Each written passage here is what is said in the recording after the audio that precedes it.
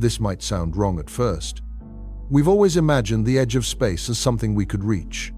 But what if the only thing waiting there is the limit of how we understand everything? For centuries, humanity has looked up at the night sky, believing that distance itself was the challenge. If we could build better telescopes, stronger rockets, more precise instruments, then the universe would eventually reveal its structure, its logic, perhaps even its purpose. We assumed the unknown was simply waiting to be uncovered, patiently, just beyond our current reach. And so we pushed outward. We sent machines farther than any human could follow. We learned to see light that left its source billions of years ago. We crossed the boundaries of planets, stars, and entire galaxies, convinced that each new frontier would bring clarity, but something unexpected happened along the way. The deeper we looked, the less familiar the universe became. Patterns we trusted began to fracture, boundaries blurred. Answers stopped arriving in neat forms. Instead of confirmation, we encountered silence, vast, indifferent, and unmoved by our questions. This journey is not about how far our technology can go. It is about what happens when human understanding reaches its own edge. Because perhaps the most unsettling discovery isn't what lies at the farthest reaches of space, but what that silence reveals about us and the assumptions we brought with us all along.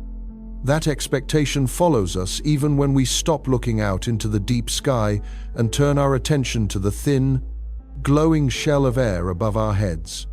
We assume that if we can just see where the sky ends and space begins, the rest of the story will fall into place.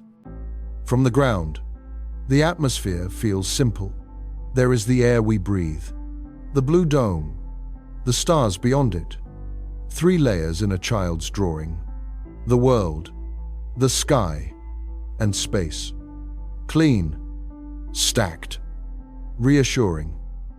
But the real atmosphere does not work like that. Most of the air pressing down on you right now sits close to the surface, packed tight by gravity. Scientists estimate that roughly 3/4 of the entire mass of Earth's atmosphere lives in the lowest layer, the one where clouds drift and planes cruise. To your eyes, that looks like a single, continuous sky. To physics, it is already a steep gradient, a slow, quiet surrender of density as you move upward. If you could rise through it, not in a rocket but slowly, almost gently, the change would refuse to show itself in a single moment. Your lungs would notice before your eyes did. Breathing would become work. Your voice would thin out. A shout that once carried across a field would begin to disappear a few steps away. Sound, which needs air to travel, would fade as the air itself thins. Yet there is no sign hanging at some height saying, "Beyond this point, space begins." So we made one. An international aviation body chose a value and called it a line. They placed it at an altitude of about 100 kilometers above sea level, a height where traditional flight becomes impossible and orbital motion begins to make more sense than wings. It is known as the Kármán line. It sounds precise, almost surgical. One number, one height, one edge. But this edge is not carved into the sky. It is written on paper. Another institution, in another country, decided that the threshold of space, the point where a person earns the title of astronaut, begins lower. Instead of 100 kilometers, they use about 80 kilometers, roughly 50 miles above the surface. 2 different altitudes, 2 different lines, 2 different answers to the same silent sky. Nothing in the air changes abruptly between those 2 heights. No new light appears. No new force suddenly switches on. A pilot who crosses one definition but not the other does not feel a cosmic click. They simply continue rising through thinner and thinner air while people on the ground argue about which word to write on their badge. This is what our foundational belief does. We do not just want to see farther. We want the world to respond by becoming clearer when we do. When we point a telescope outward, we hope the universe will reward us with structure, hierarchy, and definite borders. When we point a ruler upward, we hope the atmosphere will give us a precise height, where here becomes out there. Behind all the instruments and formulas sits a quieter request. Tell us where we are. Tell us where we stop. But even in this narrow column of air, that request goes unanswered. Consider how much of the atmosphere is already behind you long before you reach any official edge. By the time you climb to about 30 kilometers above the surface, almost all of the air by mass is already below you. Estimates put the figure near 99%. You are still far under the Kármán line, still inside every legal definition of atmosphere. Yet physically you are moving through a world that barely resembles the air near the ground. The sky has thinned into something almost absent, but not quite. Molecules still drift there, sparse and cold. They tug on satellites, slow them down, burn up fragments of old rockets in soft, invisible collisions. Even hundreds of kilometers out, where stations circle the planet in what we casually call space, those last traces of air still reach, still drag, still matter. So what? Exactly. Ended? The more you examine this vertical journey, the less it feels like climbing toward a fixed border, and the more it feels like walking along a coastline in heavy fog. You know the land becomes sea at some point.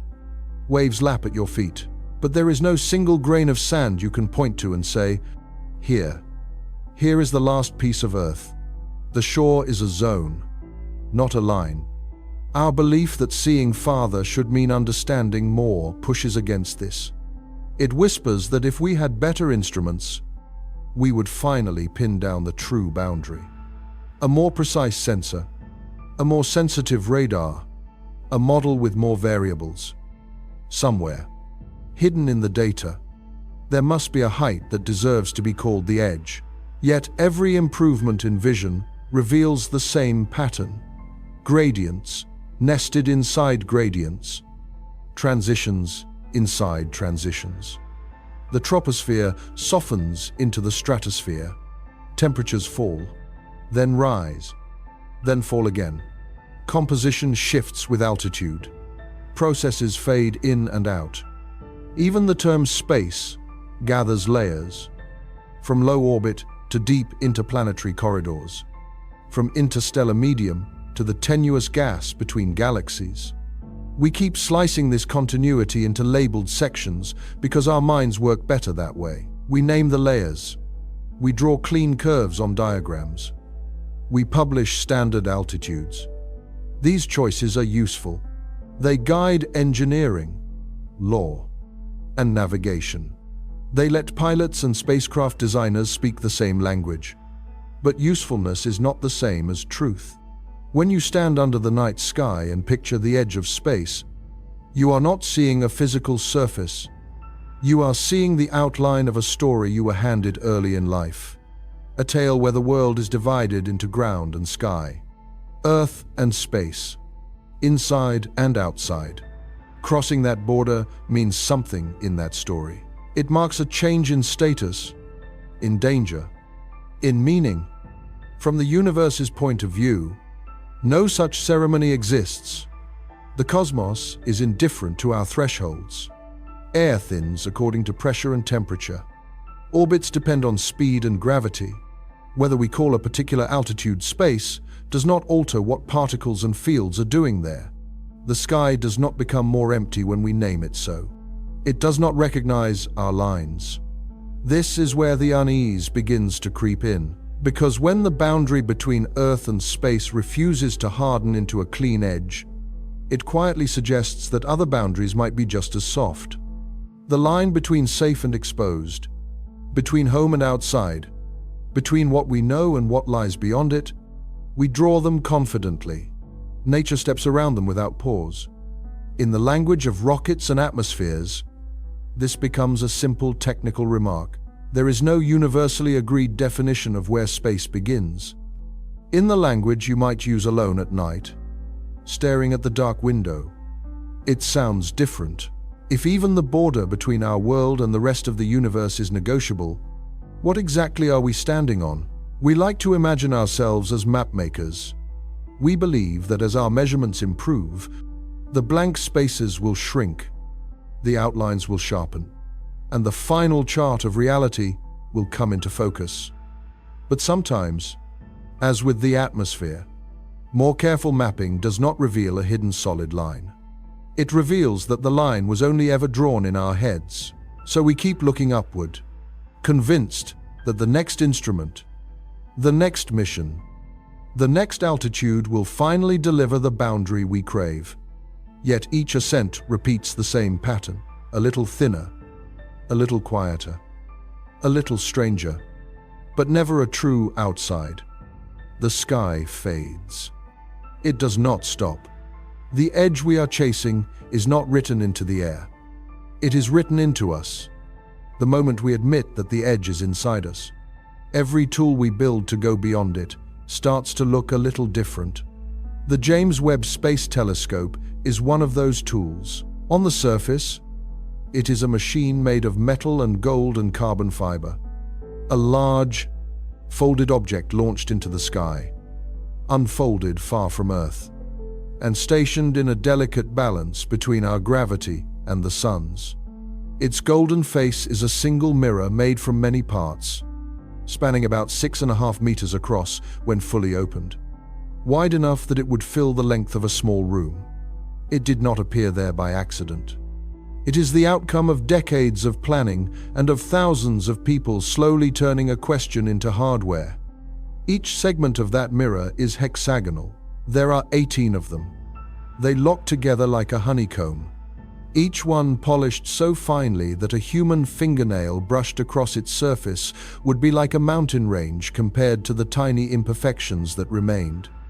All of that care serves one purpose: to gather faint light that has traveled for billions of years and bring it into focus. From Earth, the telescope is not parked in ordinary orbit.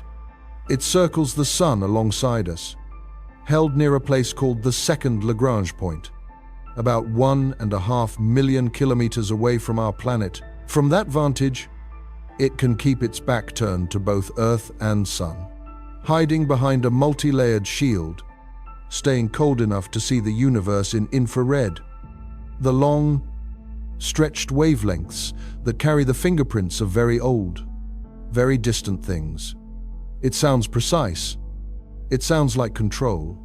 A mirror this wide, positioned at this distance, cooled to this temperature, built by this many agencies, a collaboration between 3 main space agencies, each with its own history and priorities, all converging on a single instrument. Everything about it suggests that we are closing in on the universe, reducing the unknown with engineering. That is the belief underneath. If we make the device powerful enough, the universe will finally have to answer. James Webb was designed to look back toward a time when the first stars and galaxies ignited. In simple terms, it does this by watching light that has been stretched by the expansion of the universe. What began as ultraviolet or visible light has traveled across cosmic distances while space itself expanded, pulling that light into longer, redder wavelengths by the time it reaches us. Our eyes cannot see that kind of light. The telescope can. When its first images were released, the deep fields appeared almost obscene in their density. A tiny patch of sky, the kind you could block with a fingertip at arm's length, contained thousands of galaxies, each one a collection of stars, gas, dust, planets, and unknown histories. Some of those galaxies were not just distant, they seemed to be too mature for the early cosmic era in which they appeared. We had expected a certain story. Galaxies should form slowly. Structures should grow over time in a predictable way. The models suggested a gradual build-up of complexity. Instead, some of the light reaching Webb's mirror hinted that large, Organized galaxies existed earlier than those models were comfortable with. The telescope did exactly what it was meant to do. The uncertainty came from us. We had hoped that by extending our sight, we would simplify the universe into a clearer, more orderly narrative. Instead, sharper images exposed the assumptions buried in the way we had been telling the story all along. The tension is quiet, but hard to escape. The more accurately we measure, the more we discover that the world is under no obligation to resemble the version we had imagined. James Webb works mainly in infrared wavelength, from a little below the red edge of human vision out to around a few dozen micrometers. That range is not an arbitrary choice. It is tuned to see two kinds of hidden things at once: very old light that has been stretched, and very cold structures that barely glow. The same design that lets us glimpse early galaxies also allows us to peer into dusty regions where stars are forming now, wrapped in clouds that block ordinary starlight. This is not just a technological cleverness. It carries a deeper consequence. The telescope reveals that much of what we thought of as space is not truly empty, only unseen at our usual wavelengths. Thin gas, cold dust, dim galaxies, wandering planets, faint stars on the edge of death when lined up across enough distances and enough time. They fill the darkness more completely than our eyes admit. But instead of delivering a neat picture, Webb's observations often redraw the outlines without explaining them. We find galaxies with masses that seem too large for their early age. We see structures in the cosmic web that look oddly developed, as if they skipped steps in our expected sequence. We discover exoplanet atmospheres whose chemistry resists easy classification, challenging simple categories like Earth-like or gas giant with combinations that do not fit either box cleanly. Each of these results can be handled. Technically, models can be revised. Parameters can be nudged. New simulations can be run. That is how science works, and there is nothing broken about it. But beneath that process sits a more unsettling pattern, one that is harder to put into charts. Our instruments improve. Our data grows. Yet, the feeling of finally understanding keeps slipping a few steps ahead of us. The telescope's designers accepted, from the beginning, that they could not control everything. They sent the observatory to a point so far away that no crewed mission has ever visited.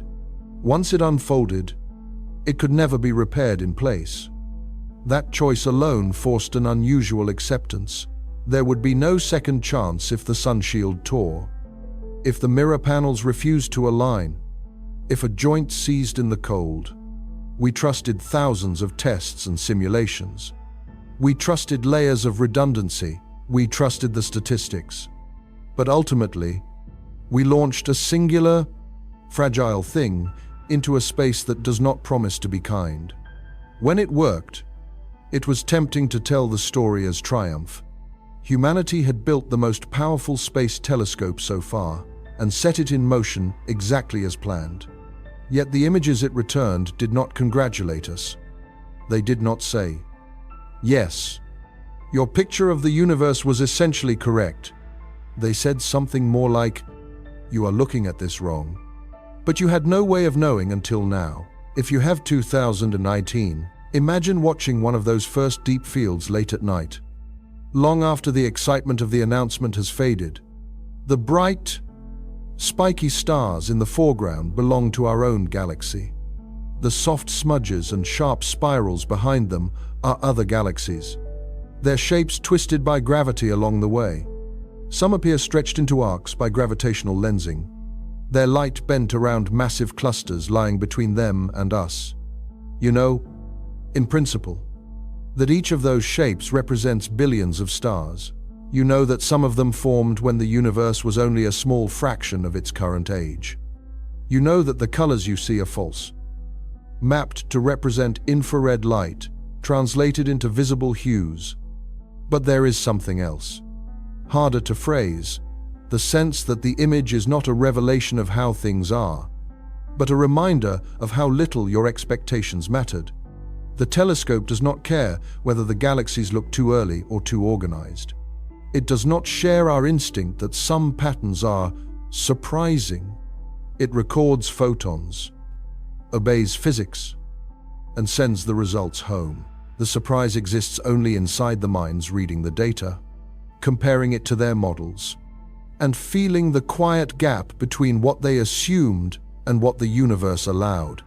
We are used to thinking of tools as extensions of control. A better lens gives a clearer view. A sharper microscope reveals more structure. A more powerful computer solves equations faster. James Webb complicates that comfort. It is an extension of our vision that makes our lack of control more obvious. Its orbit at the second Lagrange point is stable enough to last for many years. But not forever. Micrometeoroids will slowly scar the mirror.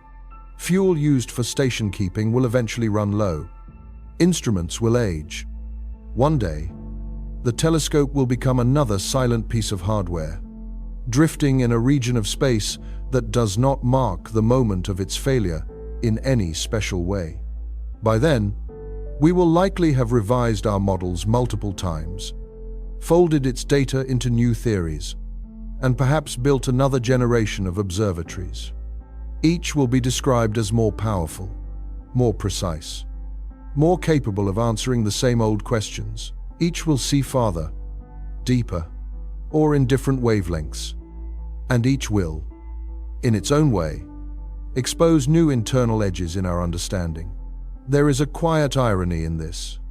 We built James Webb to look back toward the first luminous structures in the universe.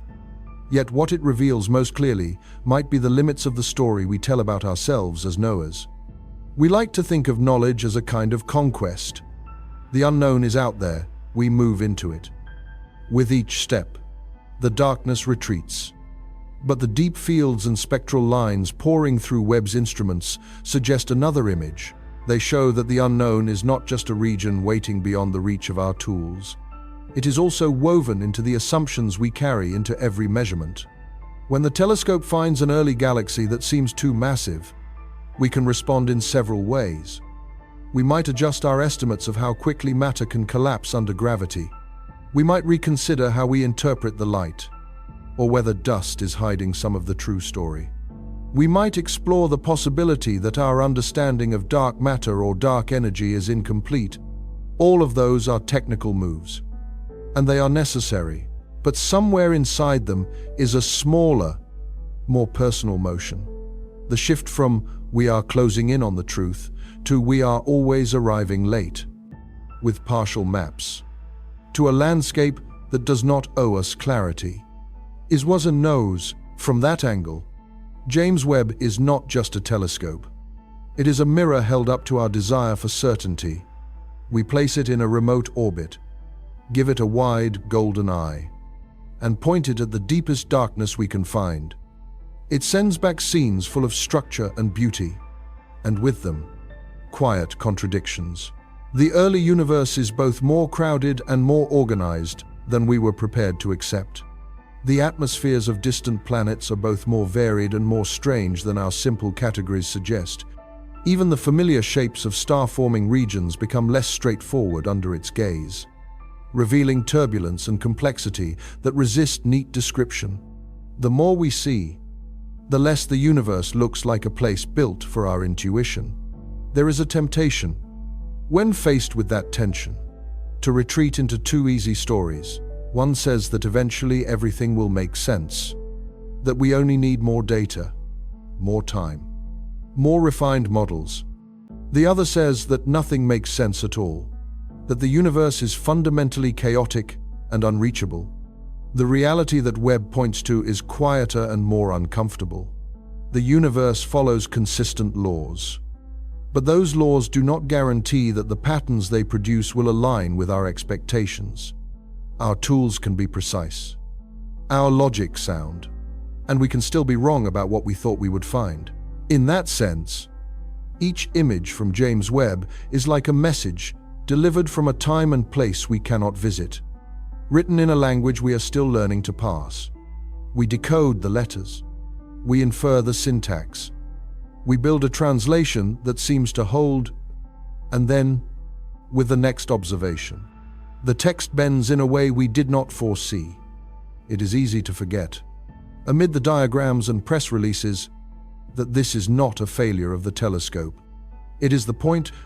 We did not send James Webb into space to reassure ourselves.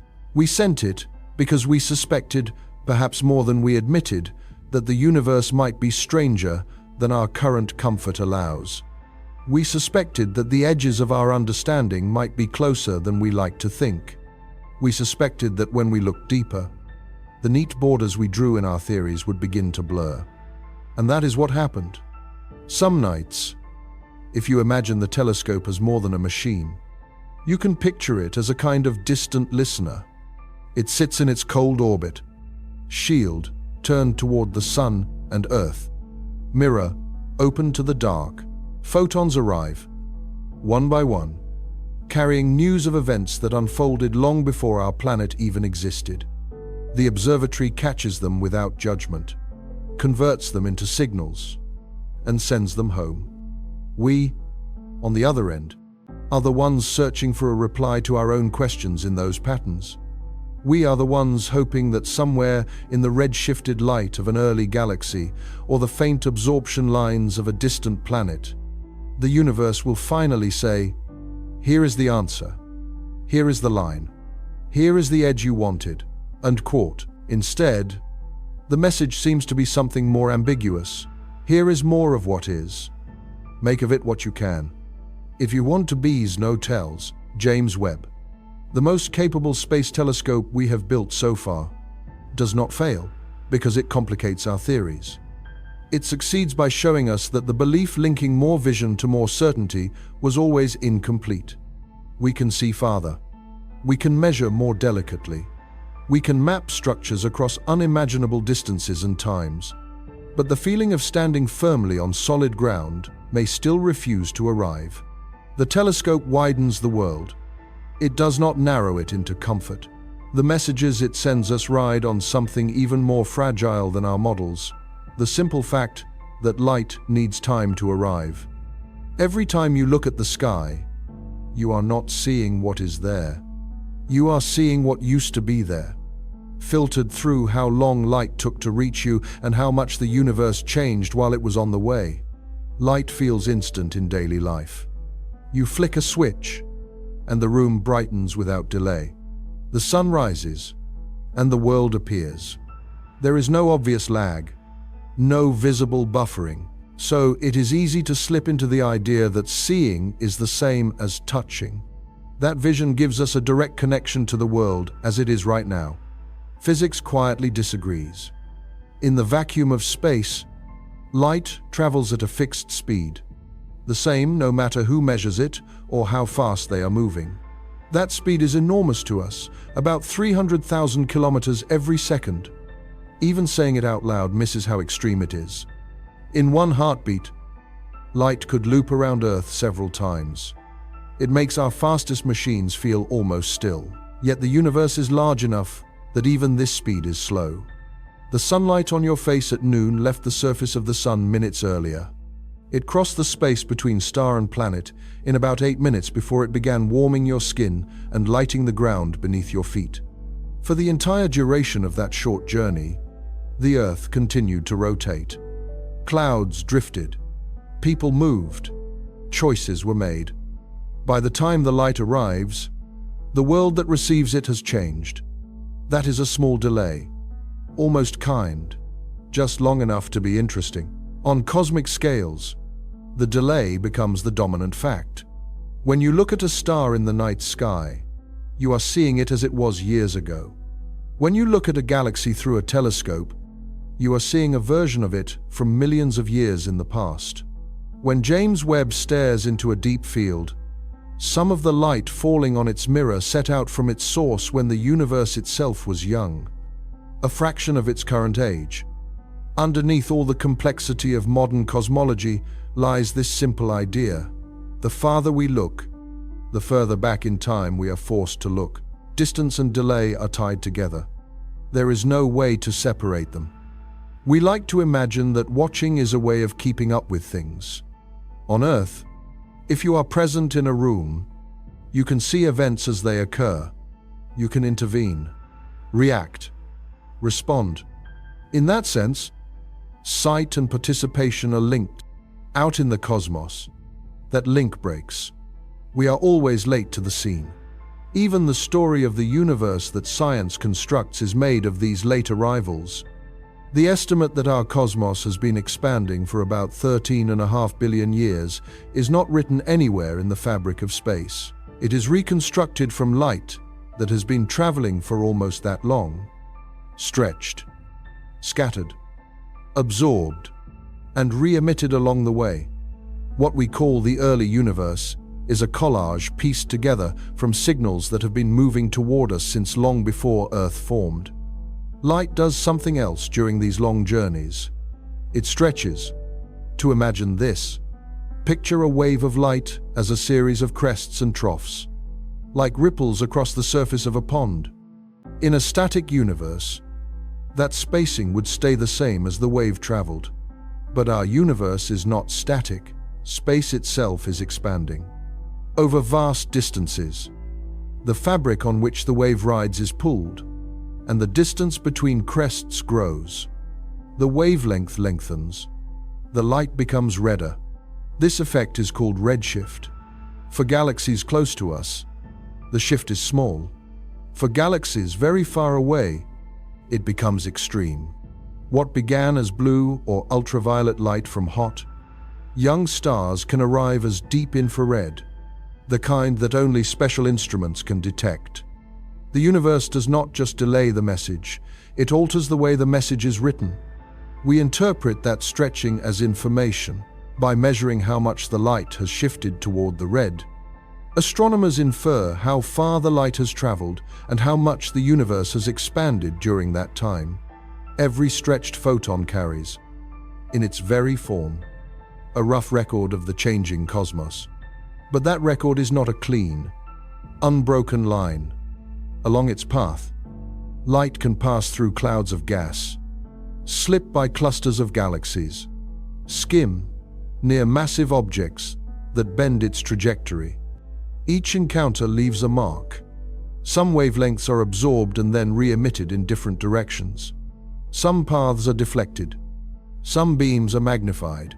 By the time the light reaches us, it has been edited by matter and gravity in ways that are sometimes helpful, sometimes obscuring, and often difficult to untangle. So when we speak of seeing a distant galaxy, what we really mean is we have received a small, altered portion of the light it once sent out, delayed by unimaginable spans of time, filtered by everything it passed near, and stretched by the overall expansion of the universe. The present state of that galaxy is not available to us. It exists, but always beyond the horizon of our latest possible information. There is a quiet consequence hidden in that realization. Any map of the universe we draw today cannot be a map of what the universe is like today, everywhere. It is a patchwork of different nows, each corresponding to a different distance and therefore to a different age. The galaxy whose light has been traveling for billions of years shows us the cosmos as it was back then. The star, whose light took a few decades to arrive, shows us a more recent chapter. The planets in our own system, illuminated by the sun, are snapshots separated from our current moment by minutes or hours at most. We live inside a layered shell of delayed images, a kind of fossil light that never fully catches up. Sometimes this is framed as a romantic idea. When you look at the stars, you are looking back in time. But if you sit with the implications, they are less soothing than they first appear. We have no direct access to the universe as it is across space.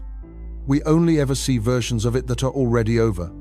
Even the nearest large galaxy beyond our own, Andromeda, is so far away that its light takes roughly 2.5 million years to reach us. When you see its faint smudge with the naked eye from a dark place, you are looking at light that began its journey long before humans existed as a species, long before any of our languages, histories, or questions Whatever is happening in Andromeda right now, in this instant, remains beyond us. That present will only begin to reveal itself when its light finally arrives.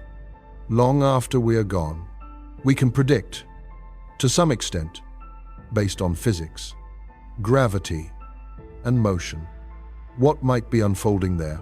We can simulate the slow dance that will eventually bring Andromeda and our own galaxy into a vast, gentle collision far in the future. But prediction is not the same as sight. The actual, detailed reality unfolding in that distant galaxy is not yet part of our world. It is still in transit. At a smaller scale, the same pattern holds. When you see a star wink from the corner of your vision, the photons that triggered that sense have been traveling across space alone, unaffected by whether or not anyone would ever notice them. They carry no knowledge that they are forming part of a human experience. They were not waiting for you. There is a subtle shift in perspective here. We often imagine ourselves as central observers, watching the universe unfold in real time. In truth, we are more like late readers of an enormous archive, arriving long after most of the entries were written, piecing together a history from pages that have survived by chance. The concept of now itself starts to fray under this light. On Earth, we can roughly agree on what we mean by right now in a room, a city, even across a planet, because the light travel times are short enough that the delays are negligible for ordinary life. But stretch your view outward, and that shared present dissolves. There is no single cosmic moment that we can directly witness everywhere at once. The universe does not present itself to us as a simultaneous whole. It presents itself as a collection of delayed signals, each offering a fragment from a different time. We sometimes talk about the observable universe as if it were a clear bubble with a sharp boundary, a sphere centered on us, beyond which we cannot see. In reality, that sphere is not a space we could visit. It is a limit of how far light has been able to travel since the beginning of cosmic expansion. The edge is defined not by a physical wall, but by the time it would take for information to arrive. Beyond that horizon, things are happening. Galaxies are forming, merging, dispersing. Matter is moving. Stars are dying. New stars igniting. But none of that can yet affect us. And we cannot yet know it. In a sense, that entire region lies in our personal future, even though, in its own frame of reference, it is simply living its present. We move through our lives assuming that being present means being in touch. The universe, through stretched light and finite speed, quietly refuses that comfort. It reminds us that presence is local.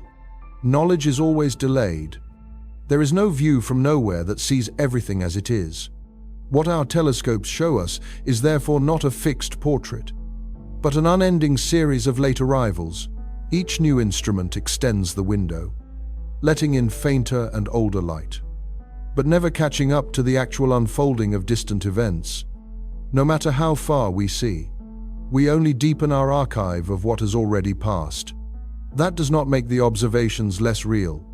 The galaxies we study did exist in those states. The explosions we infer did happen. The early universe whose afterglow we detect did leave that imprint. But it does soften one of our usual expectations, that knowing more will eventually feel like standing in the middle of things, fully up to date, caught up with reality. Instead, the more we learn about stretched light, the clearer it becomes that we are always reading from the middle of the story, never from the page being written right now. This has practical consequences for cosmology, but it also reshapes a quieter, more personal question. What does it mean to say we live in a universe that we can only see in retrospect? We are used to thinking of the future as the unknown and the present as the place where we have information. On cosmic scales, it is almost the reverse. The distant present is unknowable to us in detail, while large parts of the distant past are mapped in exquisite precision through the light that has finally arrived. The universe is not hiding this from us. It is not keeping secrets in the way a person might. It is simply obeying its own rules, indifferent to our desire to be on time. The phrase "we always arrive too late" sounds dramatic, but in this context, it is quiet and literal. Every photon that tells us about a distant star or galaxy has spent most of its existence alone, crossing a space that does not care whether anyone waits on the other end. We are the ones who insist on reading those arrivals as messages.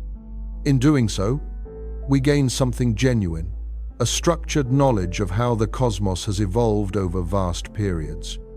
A sense of continuity that connects the first luminous objects to our small planet under a thin sky. But we also lose an illusion, the belief that observation can ever be the same as contact on these scales. Light is our messenger, our archive, our only way of stitching together a story that spans more than our own tiny slice of time. It is also a constant reminder that by the time reality reaches us, it has already moved on. Darkness is not just where light has not yet arrived. It is also where something is quietly getting ready to exist. When you look at images of star-forming regions taken by modern telescopes, the first thing that hits you is not emptiness. It is structure hidden inside what, from Earth, used to look like a simple patch of night. Great walls of gas, towers of dust, cavities carved by radiation, bright edges where young stars have already begun to burn away the material that made them. For a long time, cosmic dust and dark patches in the sky were treated as annoyances. Astronomers spoke of extinction, the way dust dims light from stars behind it. It feels like loss. Something is in the way. A message is being blocked. A star that should be visible is veiled. But the more closely we look, the more those dark regions turn out not to be obstacles but workshops. Interstellar dust grains are tiny, often smaller than a wavelength of visible light. Many are thought to be made of silicates, carbon compounds, or ices. Fragile mixes formed in the outer layers of old stars and then scattered into space when those stars shed their material.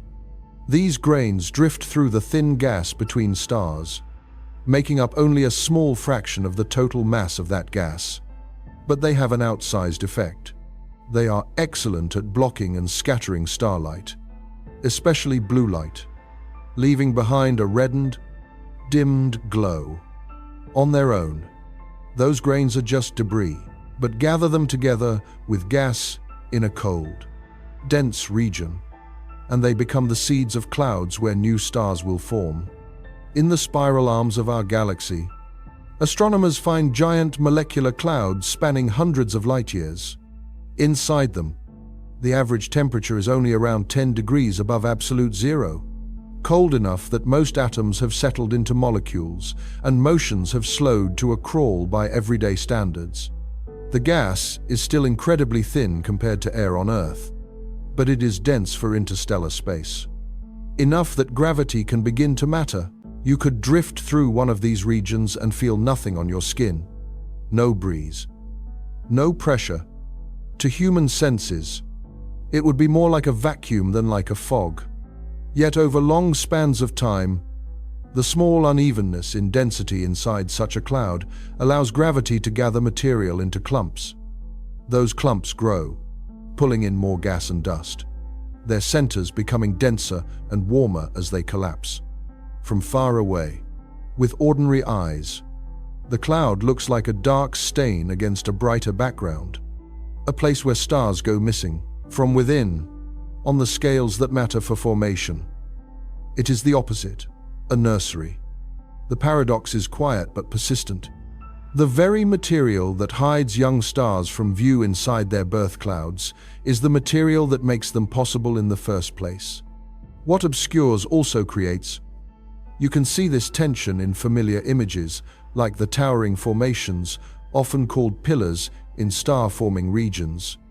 They are sculpted by radiation from nearby massive stars, which erode the less dense gas and leave behind columns of denser material. Along the edges of those columns, new stars are igniting, their light trapped and scattered by the dust around them. To an infrared telescope, those hidden young stars begin to appear as small points, emerging from the shadow. Again and again, the pattern repeats.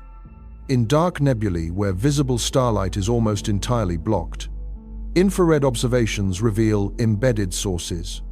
In dusty rings around young stars, where scattered light produces graceful curves and gaps, we infer the presence of forming planets. In galaxies whose central regions are wrapped in thick lanes of dust, longer wavelengths expose energetic cores feeding on infalling matter. What once read as absence slowly resolves into crowded process. There is something quietly uncomfortable about this. Our first impulse, faced with darkness, is often to assume that nothing worth seeing is there. If information is blocked, we treat the region as blank until a better instrument arrives.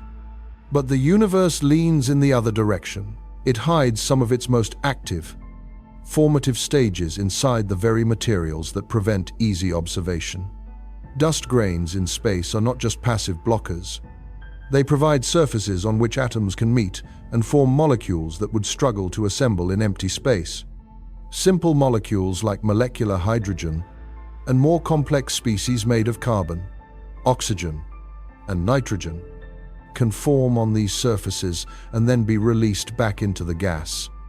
Over long times, this chemistry shapes the composition of the clouds and, eventually, of the stars and planets that condense from them. The same particles that redden starlight also help set the cooling rate of gas, determining how easily a cloud can shed heat and continue to collapse under gravity. In that sense, dust acts like a quiet regulator for star birth, controlling how quickly regions can transition from diffuse gas to dense cores. On human scales, blocking sight often feels like a denial. If you cannot see something, you are cut off from it. You are kept outside. In these vast clouds, blocking sight is part of the internal process.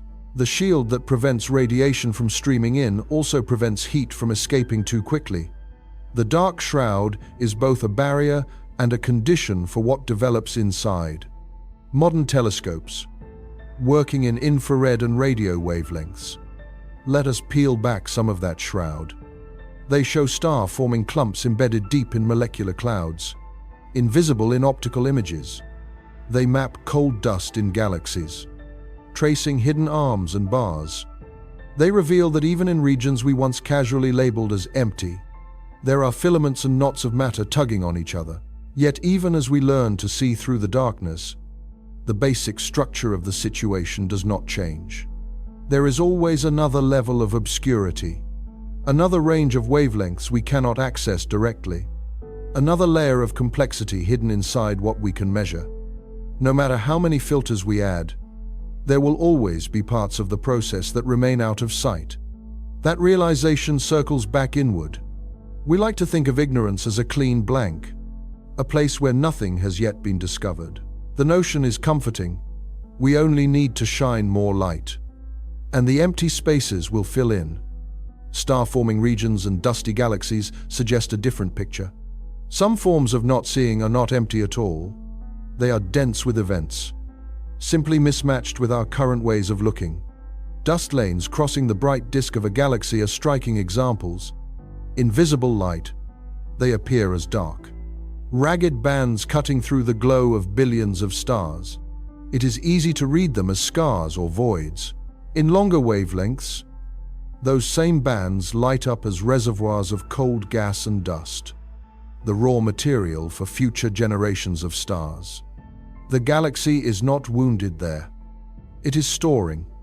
Even the central bulges of many galaxies, including our own, are wrapped in dust that hides their innermost regions. Observations in radio and infrared have revealed supermassive black holes in those cores. Objects so compact that their gravity shapes the motion of stars around them. The accretion disks feeding those black holes can shine across the universe. But the details of how matter threads its way inward are entangled with flows and clouds that remain hard to resolve. Once again, darkness is not a lack, but a concentration. There is a temptation, when told that what obscures also creates. To turn it into a neat metaphor and leave it there. To treat dust and darkness as symbols of hidden potential and move on. The reality they point to is less tidy. In these regions, creation does not happen cleanly or gently. Many collapsing clumps fail to become stars. Turbulence shreds some structures before they can condense. Radiation from older, massive stars carves away material, halting formation in some zones, even as it triggers collapse in others. From a distance, the overall effect is a balanced cycle. Gas turns into stars, stars enrich and disturb the gas, dust forms and disperses, new clouds condense. Up close, it is all competing flows and overlapping influences. A process without a clear boundary between success and failure. What is striking is that none of this is arranged with observation in mind. The universe does not clear a window for us to watch the exact moment a star ignites. It does not move dust aside to give us a clean sequence of before and after. It simply continues, indifferent to whether its most formative stages are accessible at our chosen wavelengths. We, on the other hand, keep building instruments to slip past the veils. We cool detectors to near absolute zero so they can pick up the faint heat of cold dust. We stretch antenna arrays across deserts to capture long radio waves from molecular clouds. We launch telescopes that can see in infrared from above Earth's own warm, glowing atmosphere. Each improvement lets us say, there is more here than the darkness suggested. And yet, with every new window, some part of the view remains stubbornly partial. Structures appear in one band and vanish in another. Features that looked solid turn out to be projections. Density maps change with each new tracer. The more tools we bring, the more the picture behaves like an overlapping set of shadows thrown by a moving object under different lights. The universe seems willing to show us that our first sense of emptiness was wrong. It does not promise that a final, complete view waits at the end of our efforts. Dust and darkness, in that sense, are not just external phenomena. They are reminders of a basic mismatch between our desire for a fully lit scene and a cosmos that does not organize itself around being seen. What looks like an obstacle from one angle is a condition from another. The region that blocks our line of sight is the same region where new structure is forming. The cloud that hides the star also keeps it from evaporating its own cradle too quickly.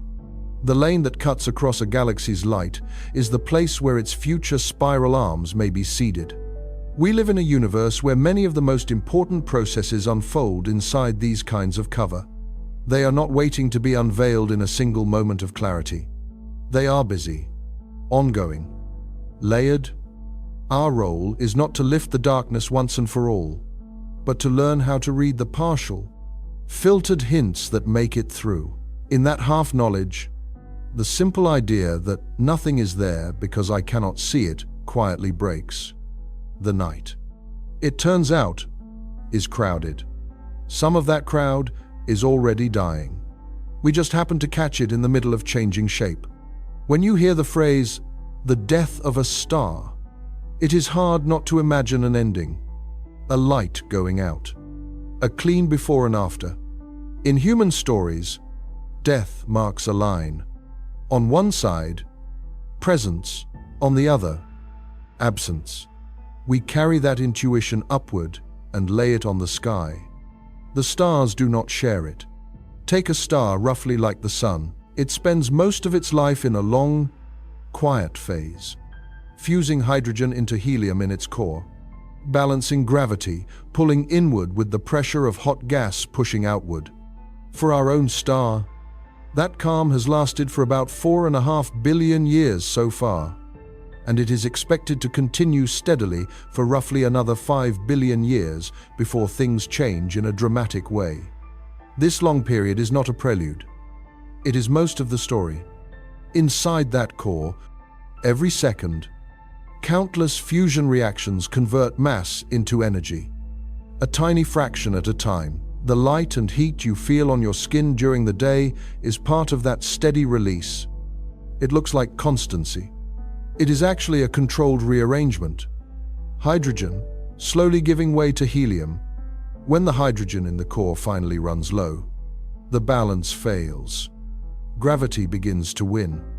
The core contracts and heats, while the outer layers of the star expand. To a distant observer, the star swells into a red giant, its surface cooling as it bloats, even while its overall brightness increases.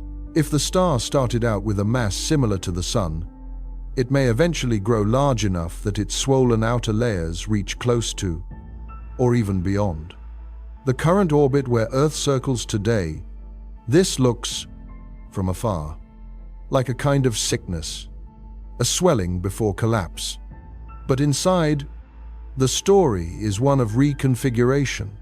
As the core contracts, new layers of fusion fire up around it, shells where hydrogen still burns. Later, helium itself may begin to fuse into heavier elements like carbon and oxygen in the deeper interior. Each stage rearranges what was there before. The end of this sequence for a Sun-like star is not an explosion in the cinematic sense. Instead, the outer layers become unstable and are slowly lost, blown off into space in a series of pulses. Over tens of thousands of years, the star sheds much of its envelope, leaving behind a hot, dense core that no longer sustains fusion.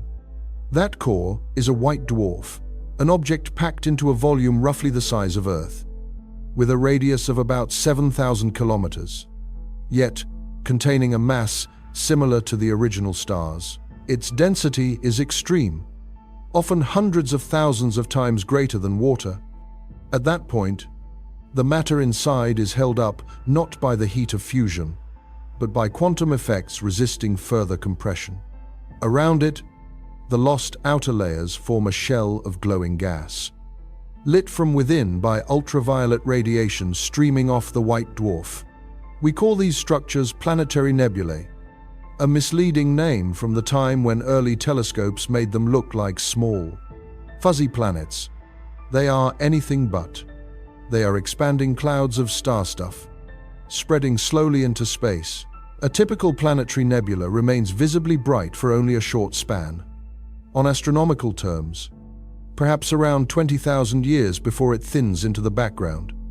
To us, that might still sound like an ending. The original star is gone. The steady burning is over. But look closely at what remains. The gas in the nebula is enriched with heavier elements forged during the star's life. Carbon, nitrogen, oxygen, trace amounts of other nuclei. As it drifts away, it mixes with the interstellar medium, joining the raw material from which new stars and planets, and eventually chemistry and life, can emerge. The white dwarf itself, though no longer generating energy through fusion, will continue to glow with residual heat for billions of years, very slowly cooling and fading. It is not a dead object in the way we usually imagine. It is an exposed core, a remnant gradually radiating away the memory of its former state. For stars more massive than the Sun, the sequence is more violent, but the pattern is similar: reconfiguration rather than clean erasure. A star several times the Sun's mass burns hotter and faster. It races through its hydrogen, then its helium, then fuses progressively heavier elements in its core, building up layers like those of an onion: hydrogen, helium, carbon, neon, oxygen, silicon. Each stage lasts a shorter time. The final phase, when silicon fuses into iron, can be as brief as a day or so compared to the millions of years that came before. Iron is a turning point. Fusing, it does not release energy, it consumes it. When the core becomes dominated by iron, the star can no longer support itself through fusion. Gravity gains the upper hand in a catastrophic way. The core collapses inward at a significant fraction of the speed of light. And in that sudden infall, conditions become so extreme that matter is crushed, protons and electrons merging into neutrons. The outer layers of the star, falling inward, slam into this abruptly stiffened core and rebound. Combined with an enormous outpouring of neutrinos, elusive particles produced in staggering numbers during the collapse, this drives a supernova explosion that rips the star apart. For a few weeks, such an explosion can outshine an entire galaxy. The energy released in that brief phase is immense, comparable to what the Sun will emit over the course of its entire multi-billion-year life. It is hard not to see this as an ending in the most dramatic sense. A final, total release. And yet, again, the pieces do not vanish. The core left behind may be a neutron star, a city-sized sphere of ultra-dense matter, or, if the original star was massive enough, a black hole from which not even light can escape. The material flung outward becomes part of a supernova remnant, an expanding, tangled shell of gas and dust rich with heavy elements that did not exist in abundance before the star lived and died. Those heavy elements are not decorative. The iron in your blood, the calcium in your bones, the phosphorus in your DNA, the silicon in the rocks under your feet, all of these were assembled in the cores of ancient stars and scattered in explosions like this. Long before Earth formed, other stars grew, burned, and ruptured, seeding the region of space that would later condense into our solar system. So when we say a star dies, we are talking about a shift in arrangement, not a disappearance. The advantage of distance is that we can see this more clearly in the sky than we can in our own lives. The object we call a star gives way to a different object, or set of objects, and to a nebula of material that continues to participate in future structures. Even black holes, those symbols of finality, fit this pattern. When a massive star collapses beyond the neutron star stage, the core's gravity becomes so intense that not even light can climb back out. From the outside, this looks like an event horizon, a boundary beyond which we cannot see. Inside, according to our current equations, matter is compressed into a region where the laws we rely on break down. It is tempting to treat that boundary as a genuine end. Information crosses it and does not return. Yet even here, the story refuses to simplify. The black hole continues to influence the space around it, bending the paths of stars and light. Matter falling into it heats and emits radiation on the way down, forming bright disks and jets that can be seen across millions of light years.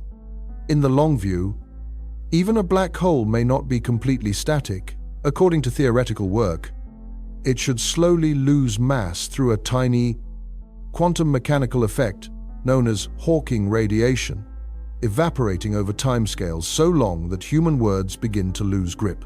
The point is not that we will watch this happen, but that, once again, what looked like an absolute halt may itself be part of a longer transformation. From our local, embodied perspective, the idea of no endings. Only change can sound like a comforting slogan. Out among the stars. It is just a description. Matter moves through states. Energy changes form. Structures appear and dissolve. At no point is anything exempt from this. We are used to constructing meaning by isolating beginnings and endings.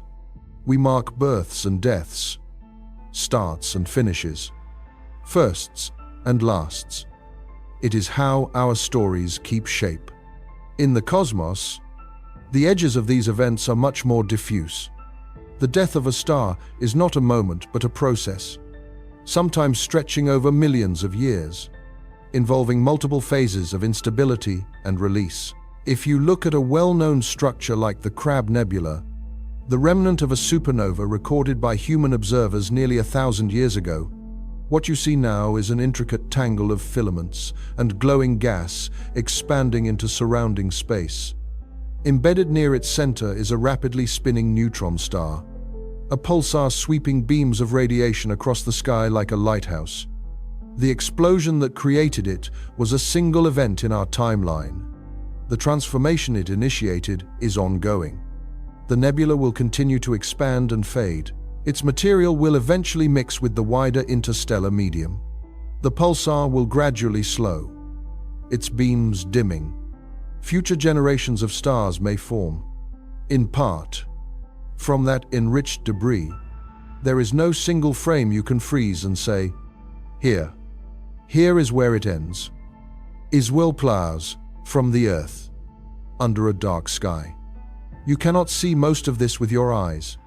Stars appear as points, steady or twinkling. Some vanish over human lifetimes, others appear. Rare novae flaring briefly. Almost all of the deeper structure is revealed only through telescopes and patient observation. But the underlying pattern, that what looks like loss from one vantage can be seen as redistribution from another, does not require technology to exist. Our attempts to give the death of stars narrative weight are understandable. When we say that we are made of star stuff, we are trying to bridge a gap, connecting the cycles of astrophysics with the cycles we live through. The risk is that we smuggle in a kind of consolation the universe itself does not provide. Stars do not die so that planets and organisms can appear. Supernovae do not explode in order to scatter the elements we need. These processes do not unfold with goals. They unfold because of the way matter and energy behave under the laws of physics. Given enough time, and yet, without those indifferent cycles, we would not be here to notice anything at all. So we stand in a peculiar position. On the one hand, we are fleeting, local, fragile. Our individual timelines are narrow compared to the billions of years over which stars live and change. On the other hand, the atoms that make up our bodies have passed through multiple such cycles, spending time in previous stars, clouds, and perhaps planets before ending up, for a while, arranged as us. From that angle, the death of stars is not a distant spectacle, but a necessary background condition for our existence. The elements we use to think about endings were themselves forged in earlier endings that were not really endings. It is easy to overlay this with sentiment, to treat it as a grand lesson. The universe does not offer it that way.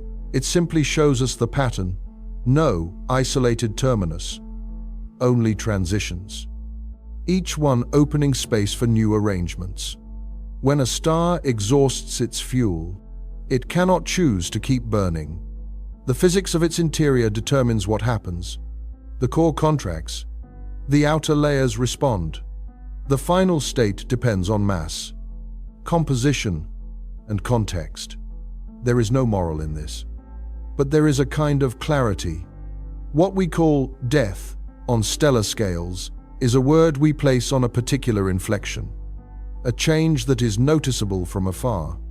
The universe does not annotate that moment. It moves through it. The matter that once shone as a star will shine again in other forms, or sit dark in a remnant, or drift as invisible gas, waiting for gravity and chance to gather it.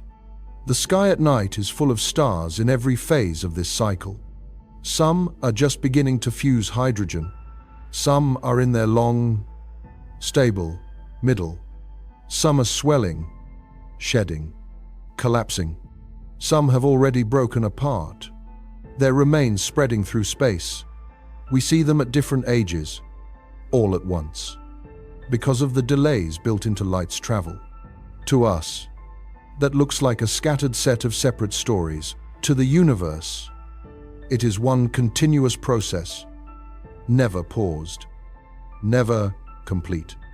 That continuous process looks almost calm from far away, until you try to follow it out to the scales, where our ordinary sense of size and duration simply stops working. It is at those scales that our intuition begins to fall apart. Most of the measurements that shape our lives are small. The distance from one wall of a room to another, the time between sunrise and sunset, the few steps from a doorway to a street, even when we stretch a little, to think of a journey across a country or a flight across an ocean. We are still dealing with spans that the body can, in some indirect way, imagine. Take something as familiar as the space between Earth and the Moon. On paper, the average distance between them is about 384,000 kilometers. Written that way, as a tidy fact, it behaves like any other number. But if you tried to picture that separation honestly, without shrinking it down in your mind, it would not fit inside any room, any map, any ordinary metaphor. It is already beyond what our senses were built for, and that is still just the first step away from home. Move outward to the galaxy we live in. The Milky Way is a disk whose bright part spans roughly 100,000 light-years from side to side. The light from a star on one edge would take 100,000 years to reach the opposite edge, crossing past hundreds of billions of other stars along the way. That distance is not simply larger than the gap to the moon. It belongs to a different category of size, one that does not care whether we can visualize it or not. Our minds do something quiet when faced with numbers like this. They pretend to understand. We picture a spiral drawing. We say, yes, it is very big, and we move on. The scale is acknowledged, but not truly absorbed. It cannot be. The machinery that handles fear, comfort, urgency, and meaning in a human brain evolved to deal with cliffs, storms, predators, and other people, not with orbits that take hundreds of millions of years or clusters of galaxies drifting through space. At small scales, the mismatch is manageable. We know a mountain is dangerous even if we cannot sense every rock. At galactic scales, the mismatch becomes absolute. Our feelings simply do not reach that far. Consider what we call a collision between galaxies. The word itself carries impact. It suggests a sudden, catastrophic crash, like two cars meeting head-on. But on the timescales of galaxies, a collision is a slow interaction that can last hundreds of millions of years from first approach to final merger. Two spiral galaxies drawn together by gravity do not shatter like glass on contact. Their stars are so far apart relative to their own sizes that most of them pass by one another without ever touching. The drama unfolds in the shared gravitational field. Long streams of stars torn out into tidal tails. Gas clouds compressed and shocked. Bursts of new star formation triggered where material piles up. To us, this would feel like an event with a clear beginning and end. To the galaxies, it is just a period of reconfiguration, played out over spans too long for any single conscious observer to witness in full. If you try to place yourself inside that process, even as a thought experiment, you run into a wall. What does it mean to live in a system whose main structural changes happen on timescales longer than any species has ever existed? How do you bring concepts like risk, loss, or hope into a context where the relevant motions take hundreds of millions or billions of years to complete? Our usual language breaks. Words like disaster, survival, victory, or recovery lose their edges. They were never meant to stretch that far. The same happens when we look at time in a more local way. The Sun, circling the center of the Milky Way, takes on the order of a few 100 million years to complete one orbit. During that single galactic year, continents can drift, oceans open and close, species appear and vanish. Human history, with all its wars, cultures, and myths, fits into a tiny sliver of a single passage around the galactic center. From the point of view of our daily lives, a century already feels long. It approaches the limit of what we can hold in living memory. Beyond that, things quickly become legend, story, or abstraction. Yet compared to the age of the galaxy, a century is less than a brief flicker. The difference is not just quantitative, it is a gap in how events can be experienced at all. When we talk about the age of Earth as around 4.5 billion years, we are stacking together an uncountable number of generations, compressing everything that has ever lived into one phrase. No individual creature could ever feel even a meaningful fraction of that span. The number is true. It also sits completely outside the scale of any single life. There is a quiet consequence to this. Many of the processes that shape the universe do not care about the timescales on which meaning appears for beings like us. Tectonic plates, planetary climates, stellar evolution, galactic dynamics, the growth of large-scale structure, all of them proceed at rates set by physics, not by the length of a human attention span. We are used to believing, often without saying it, that the world we inhabit should be legible at our scale, that important changes should be visible within a lifetime, or at least within the life of a culture.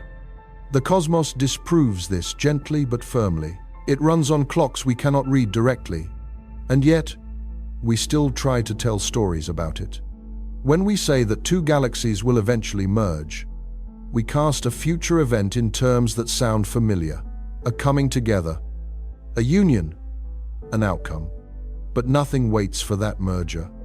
No one anticipates it from within in a single, unbroken awareness. Stars will move, orbits will shift, gas will compress, and new stars will ignite. Each local change will have its own timescale, its own context. The overall event lives only in the description we create when we step outside, in imagination, and summarize. On the other side, at very small scales, our intuition fails in a different way. Quantum mechanics, with its superpositions, uncertainties, and probabilities, does not follow the logic we use to navigate streets and rooms. Particles do not behave like tiny billiard balls. They behave like waves and fields, like overlapping possibilities that only become definite when measured. In both directions, large and small, the universe resists being forced into shapes that match our everyday expectations. It is not hostile about it. It is simply indifferent. We cope with this in two main ways. One is technical. We build mathematics, simulations, and visualizations that let us manipulate big and small scales indirectly. We can calculate the trajectory of a spacecraft across the solar system, taking into account the gravitational pull of multiple bodies, because the equations work, even if the underlying dance happens at a size and precision we do not feel. The other way is quieter. We accept that the pictures we carry in our heads are approximations. We admit that our intuition will always be, at best, a local tool, reliable only in the narrow band of scales we evolved to handle. That admission, if we let it in fully, is not purely scientific. It brushes up against how we understand ourselves.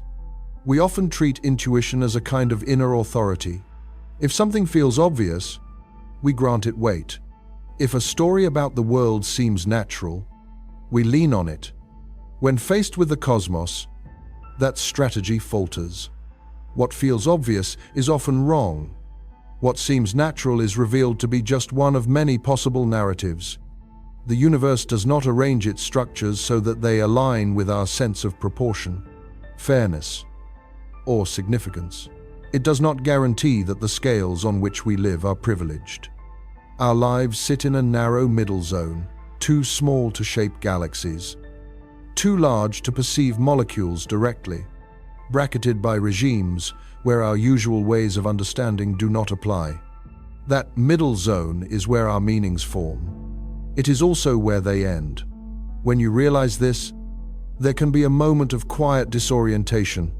The maps we carry, the gut feelings we trust, turn out to be local customs of a particular kind of brain on a particular kind of planet. They work well enough for choosing a path through woods, but not for deciding what to make of a universe that contains clusters of galaxies separated by vast cosmic voids, or for thinking about the early moments after the Big Bang, when densities and energies were far outside anything we can simulate in full detail. The temptation is to retreat, to say that these scales are purely abstract, that they do not touch us, that they belong to specialists. But the light from those distant structures does reach us. The gravity of unseen matter shapes the motion of our own galaxy. The cosmic background radiation, a faint microwave glow spread across the sky, is a relic of conditions that set the stage for every star and planet that would later form. We live inside these scales, whether we feel them or not. So what can intuition do here? If it cannot be trusted as a guide, perhaps it can shift roles. Instead of pretending to be a ruler that fits everything, it can become a way of sensing where our understanding begins to fray. That unsettling feeling you get when you try to imagine 1,000,000,000 stars, or 1,000,000 galaxies, or a span of time so long that continents are temporary patterns. That feeling can serve as a marker. It tells you that you have stepped beyond the range where your normal expectations hold.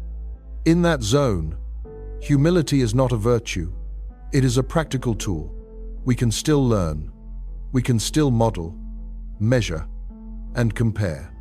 We can still build coherent accounts of how structures form and change at these scales.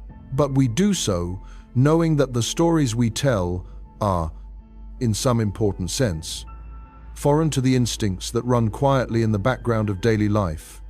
It is a strange position to be in, a small, time-bound creature, aware enough to recognize that the frameworks it uses were never meant for the full size of the stage it finds itself on.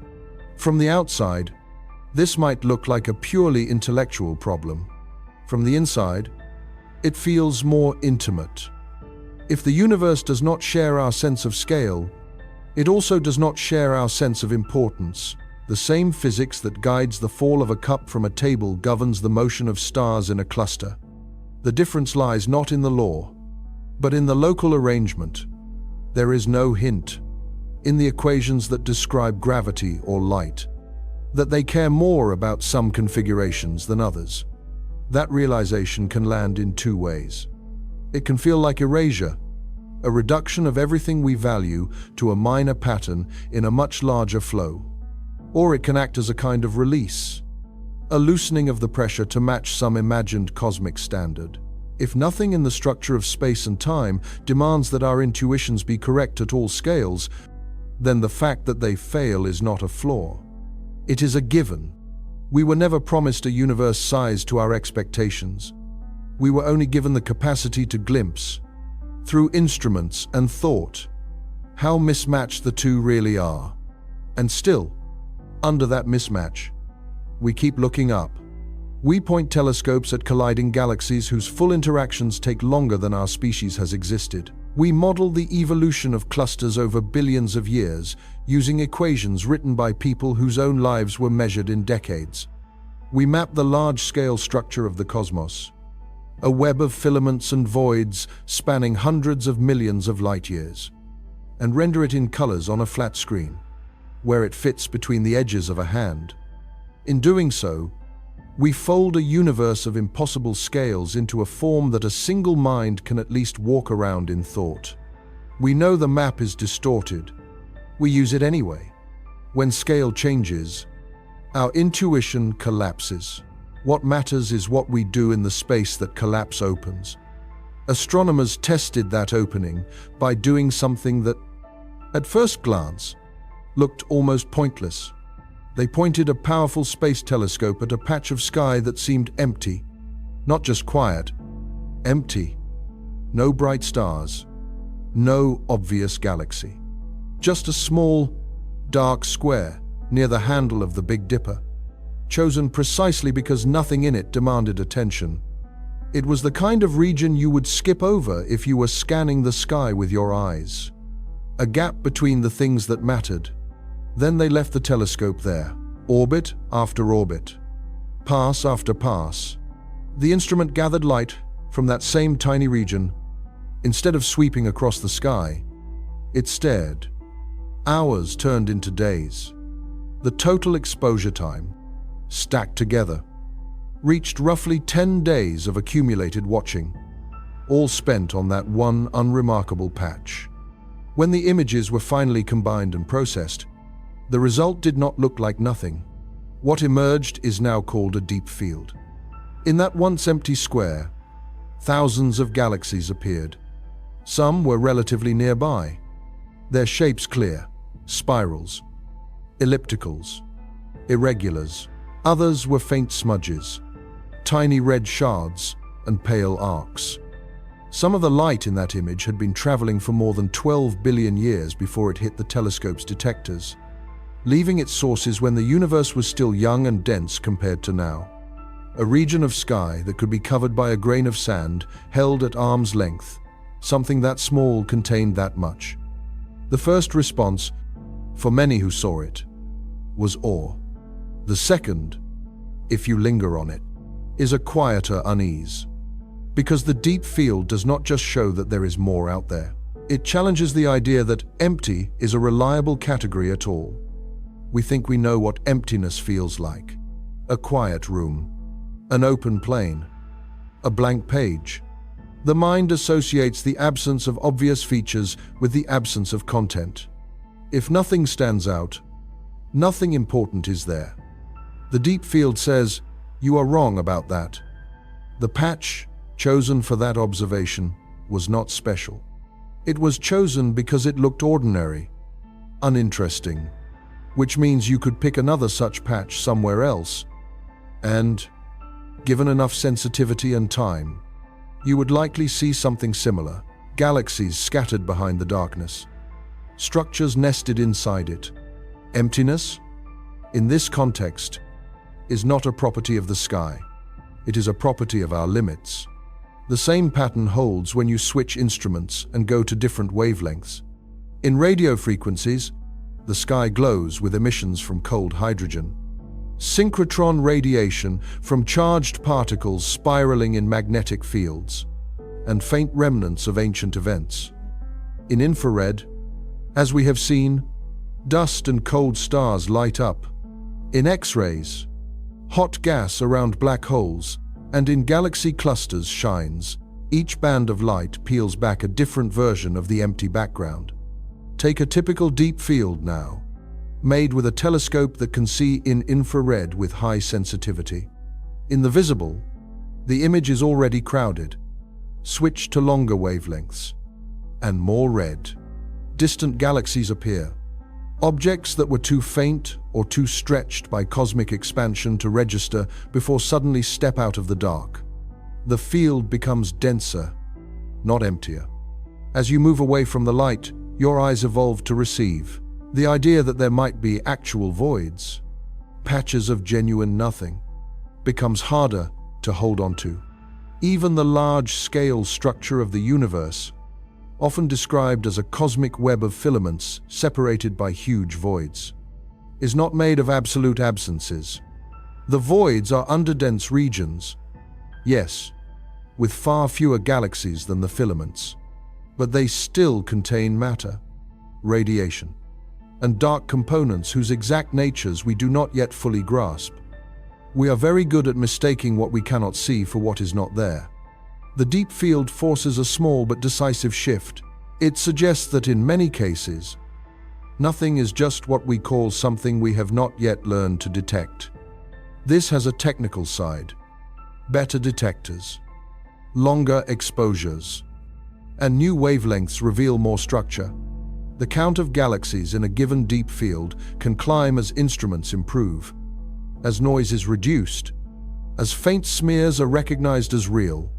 Astronomers now estimate that, across the observable universe, the total number of galaxies may reach into the trillions.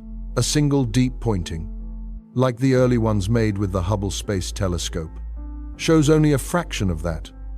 Yet even that fraction is enough to overturn a casual sense of void.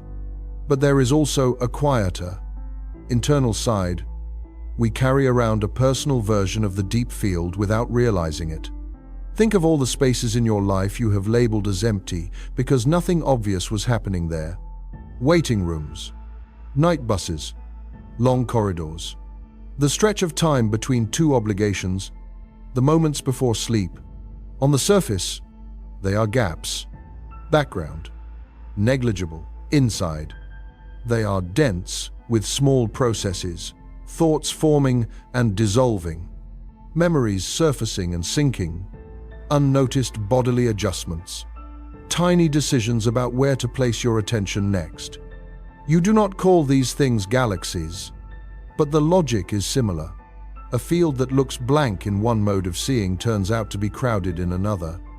The deep field does not teach this lesson on purpose. It does not mean anything by it. Yet the parallel is hard to avoid. We have a habit of undercounting both the universe's contents and the contents of our own moments. Look again at one of those deep images, not as a poster or a screensaver, but as an honest piece of data.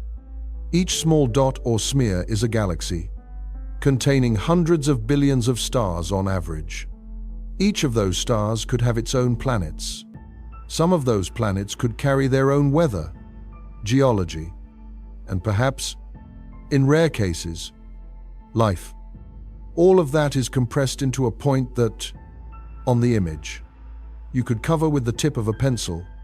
Now, remember that this field covers only a tiny fraction of the entire sky. If you tiled similar fields across the entire dome above Earth, you would have to repeat the process many tens of thousands of times to cover everything visible.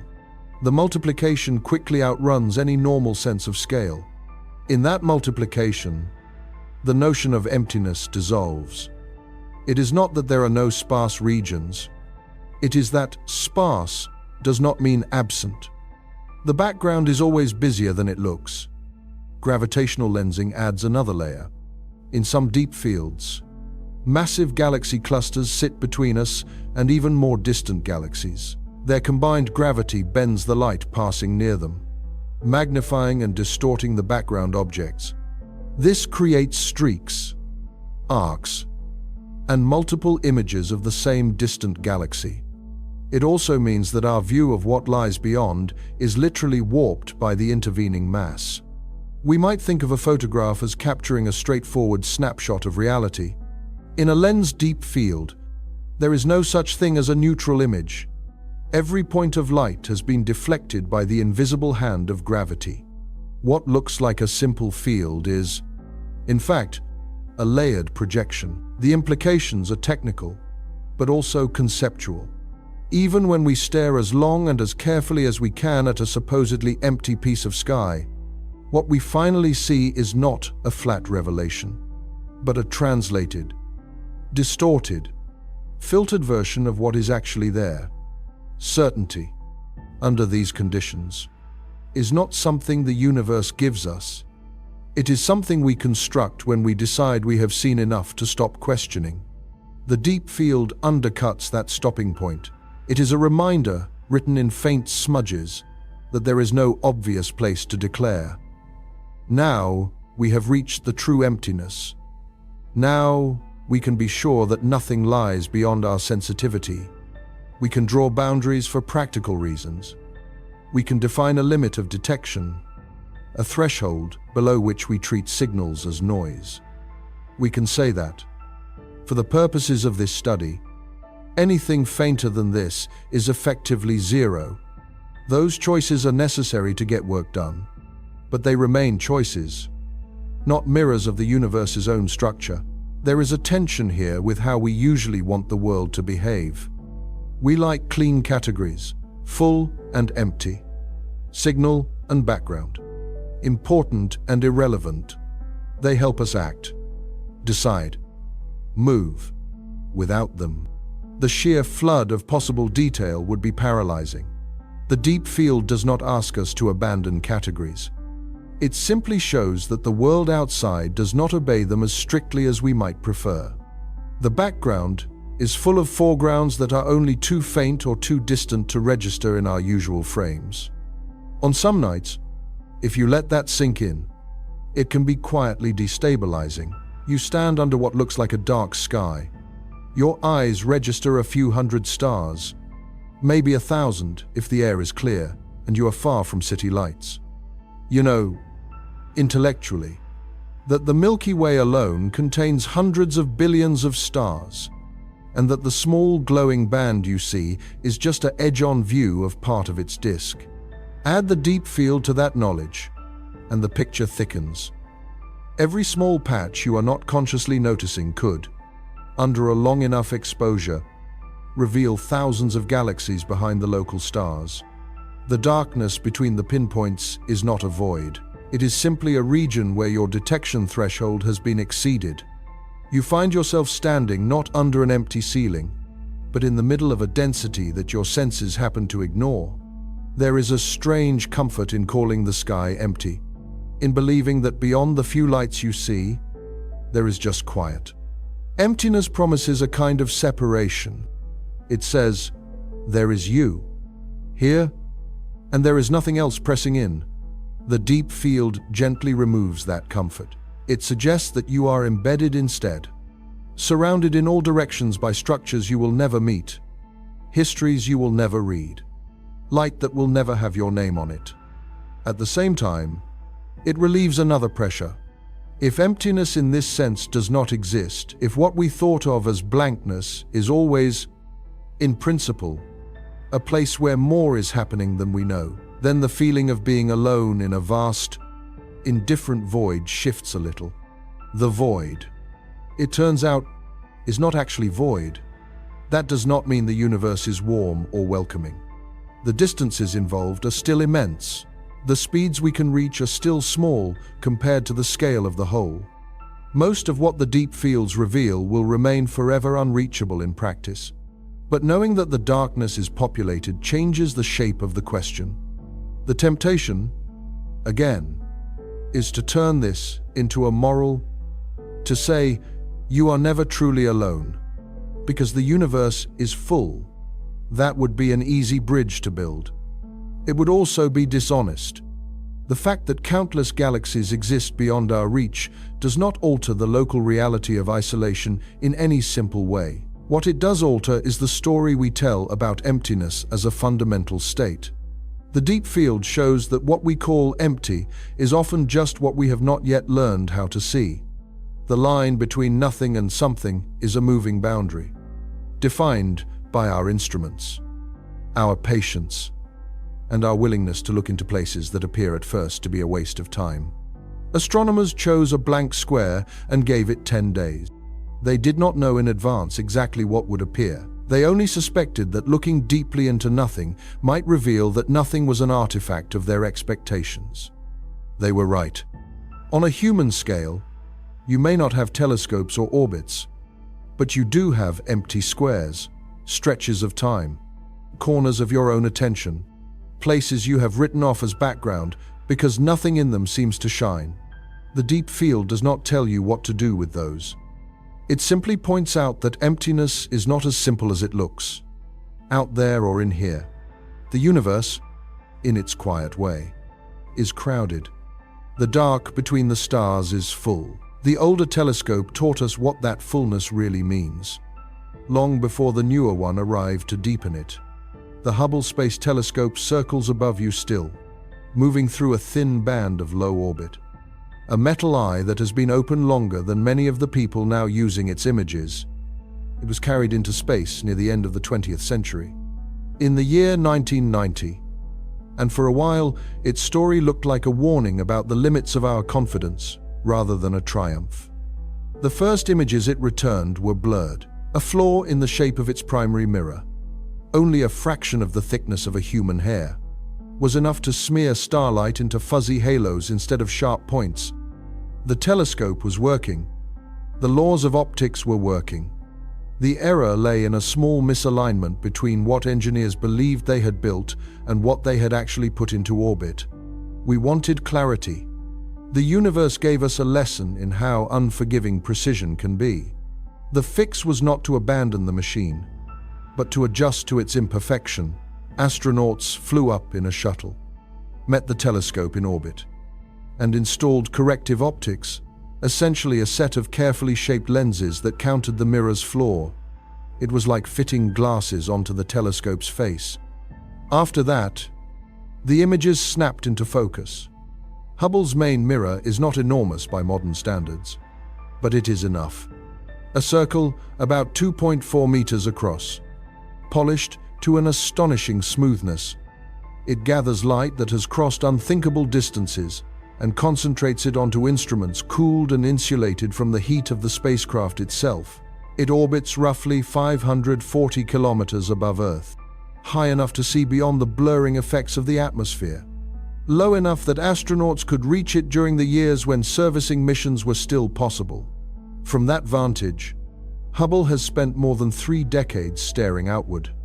It has recorded the deaths of stars, the births of others, the slow unfurling of supernova remnants, the faint glow of galaxies at the edge of detection. It has watched planets in our own solar system change with the seasons and discovered planets around other stars by the way their transits dim distant suns. Yet the most unsettling thing it shows us is not any single object. It is the way all of these views are stitched together from light that left its sources long ago. Every image Hubble takes is a document from the past. The bright gas clouds in the Carina Nebula, the tangle of filaments in the Crab Nebula, the delicate arcs drawn by gravitational lensing around heavy galaxy clusters, all of them are scenes that have already moved on by the time we see them. For some nearby objects, the delay is modest. Light from Jupiter takes less than an hour to reach Earth. Light from the Andromeda Galaxy takes around 2.5 million years. Light from the most distant galaxies in Hubble's deep fields has been traveling for more than 12 billion years. The further out we look, the further back we are forced to look. There is a strange asymmetry in what we can know because of this. We can describe the early universe with surprising detail. Its temperature, its average density, the tiny variations that would grow into galaxies. We can model cosmic history from those initial conditions forward, but we cannot see the distant present. The galaxies whose youth we observe in Hubble's images have since grown older, merged, or faded in ways that will only become visible to whatever instruments exist billions of years from now. We live in a small bubble of immediate information. The rest arrives on delay. Hubble's role in this is double. It collects light, and it helps us learn how to read that light as evidence. The patterns of absorption and emission lines in a spectrum tell us what elements are present in a star's atmosphere.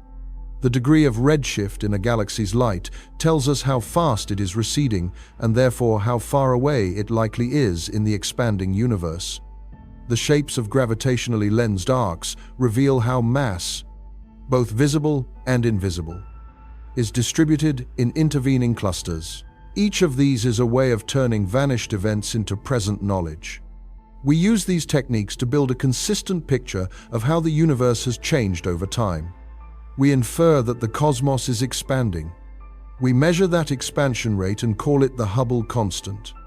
After the astronomer whose early work with other telescopes first uncovered the pattern, we find that galaxies were once closer together, that star formation rates have risen and fallen, that the chemical richness of gas has increased as generations of stars lived and died.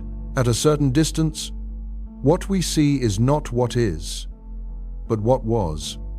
And yet, this is how we understand where we are now. The present, in cosmology, is a model built from messages sent in the past. Hubble's archive is full of those messages, decades of observations, each with its own timestamp, each representing a different slice of the universe's history. We scroll through them on screens as if they were all simultaneous. That is the unsettling part. Our minds treat Hubble's images as if they were photographs taken on the same day, in the same expanded, eternal night. In reality, each frame captures a different era, a galaxy cluster at one redshift, a star-forming region in our own galaxy, a supernova in a relatively nearby spiral. All of them belong to different times. The apparent unity is something we impose. We do the same thing with our own lives, in quieter ways. Memory stitches together episodes that did not happen side by side. A childhood room, a street at dusk from years ago, the face of someone who is no longer here. Each belongs to a different moment. Yet we hold them in a single present as we recall them. We make sense of who we are through this layering of vanished scenes. Hubble does something similar for the universe. It offers us a stack of vanished pasts, out of which we assemble a story about the present state of things. We talk about the way galaxies are, knowing full well that what we actually see is the way galaxies were when their light left them. The second of the star, quite into 19, The telescope's long career intensifies this layering. When it revisits the same object after many years, we can compare frames and watch changes unfold. Jets from a young star kink and twist. The expanding ring of a supernova remnant grows larger. A comet fragments and disperses. In those cases, we get something closer to an actual before and after. Even if the delays are still significant, but for the most distant structures, there is no second snapshot. Hubble will never see them now. No future telescope we build in our lifetimes will either. The distance is simply too great. The travel time for light too long. We are left with an odd kind of knowledge. We know how things used to be, in many places. At many times, we have good reasons, grounded in physics, to think we understand how those conditions evolve. We can therefore infer, with some confidence, what the large-scale universe is like at this moment. Yet we cannot verify that inference directly. In daily life, we are uneasy with this kind of gap. We like to confirm, to check, to stand in front of something and see it with our own eyes before we fully believe it is there. In cosmology, that is not an option. We must accept that our understanding of the present, beyond our local surroundings, is always reconstructed, never directly seen. Hubble's images are honest about this if you know how to look at them. Each one carries, in its colors and shifts, a record of how far the light has come and how long it has traveled.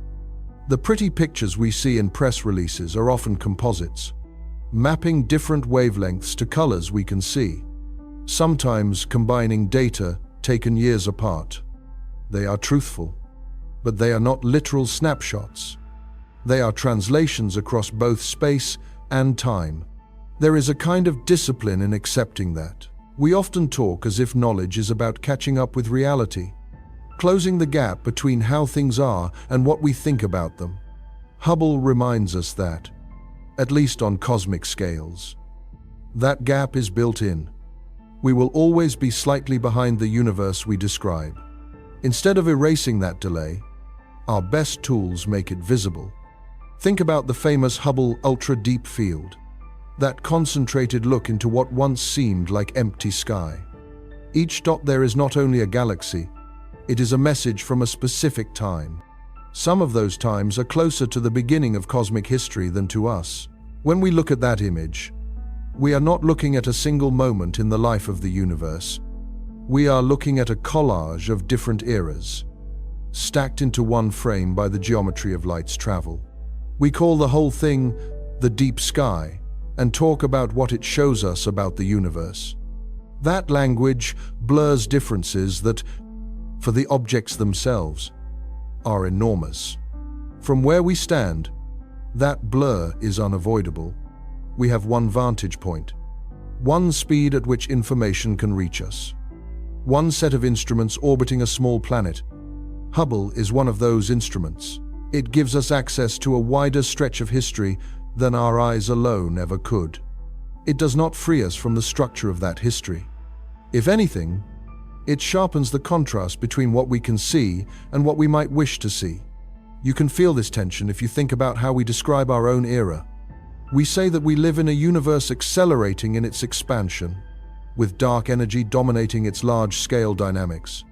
We say that most of the mass in galaxies is some kind of dark matter that does not emit or absorb light. We say that the cosmic microwave background tells us about conditions when the universe was only a tiny fraction of its current age. All of these statements depend on reading old light correctly. Hubble has been one of the main tools for testing and refining the distances and motions that go into those readings. Yet dark energy has never been seen directly. Dark matter has never been held. The early universe is not an event we can replay.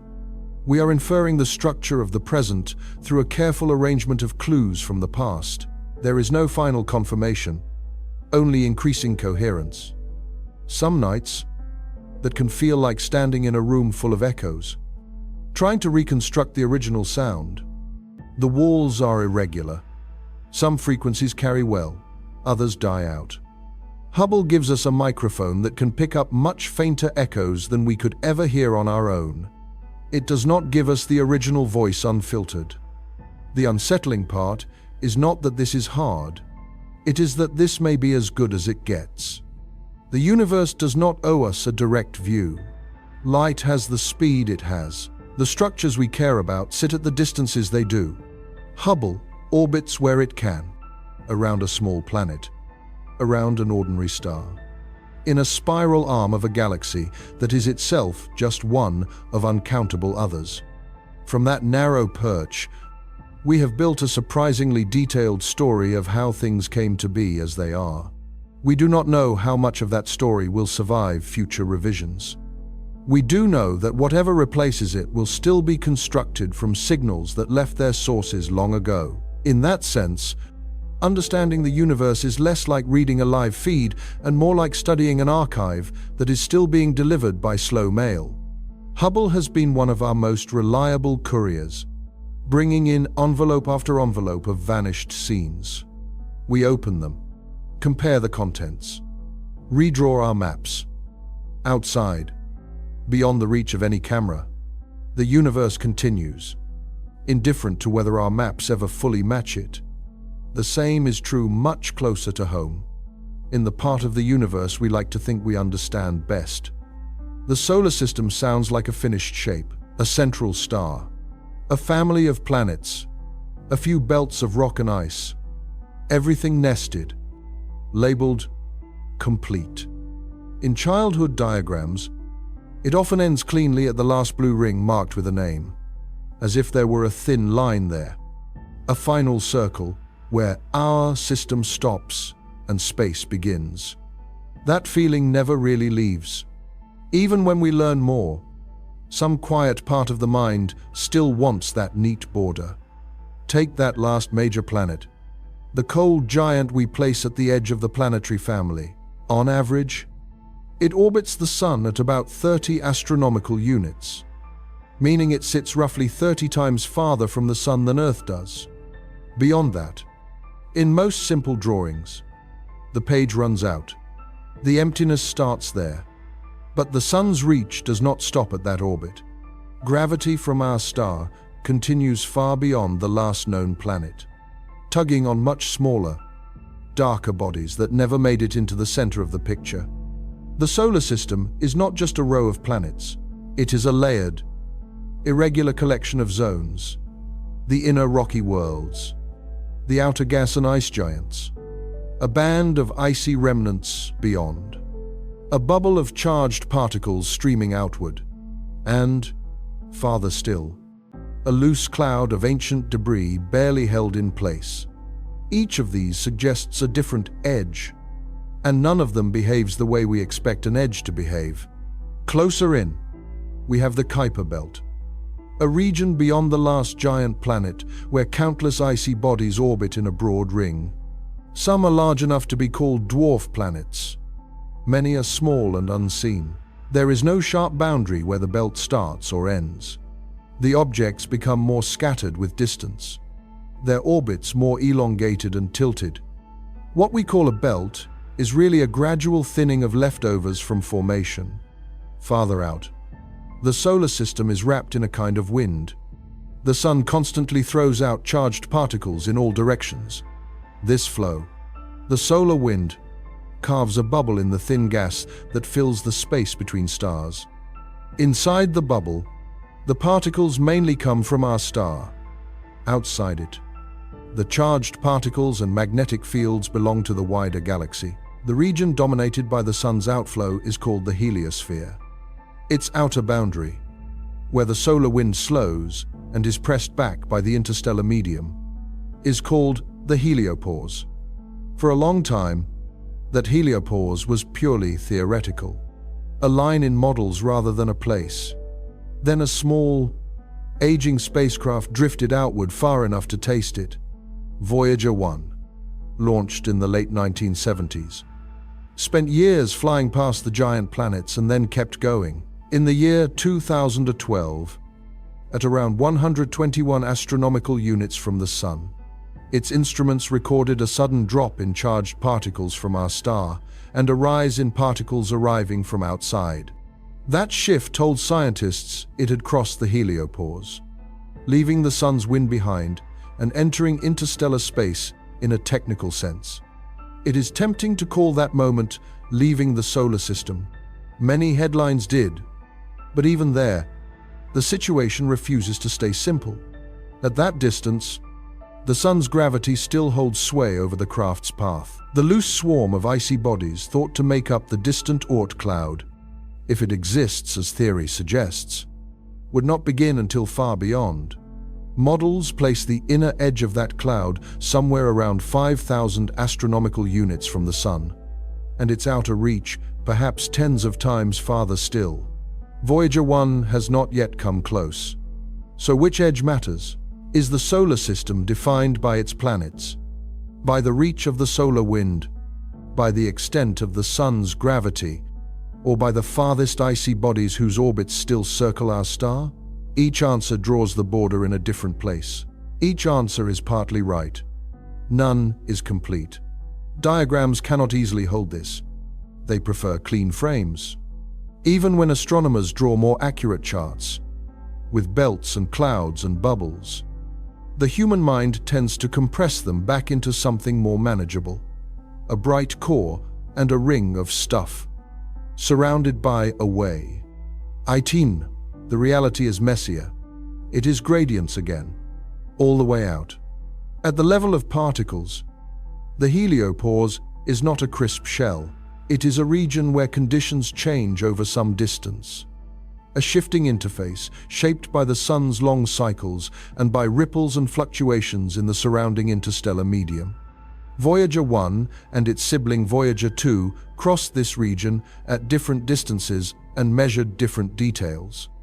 The boundary moved between their visits. Even the orbits of distant icy bodies, the kind that may live in the Oort cloud, are not neatly walled in. They are perturbed by passing stars, by the slow pull of the galaxy's gravity, by encounters long forgotten. Some are nudged inward, becoming long-period comets that fall through the inner solar system. Others are pulled outward, their paths stretched or broken, until they no longer return. From above, if you could see in 3 dimensions and over immense time, the solar system would look less like a tidy model and more like a tangled, breathing structure, its edges swelling and relaxing, its outer members tugged by forces beyond the sun. We, standing on one small planet. Call this shifting complexity our neighborhood. That was Gondestand and the Groad. The same pattern that haunted the Kármán line and the edge of space shows up here in a familiar setting. We want the solar system to have a border that feels like the fence at the edge of a yard. Cross it, and you are out.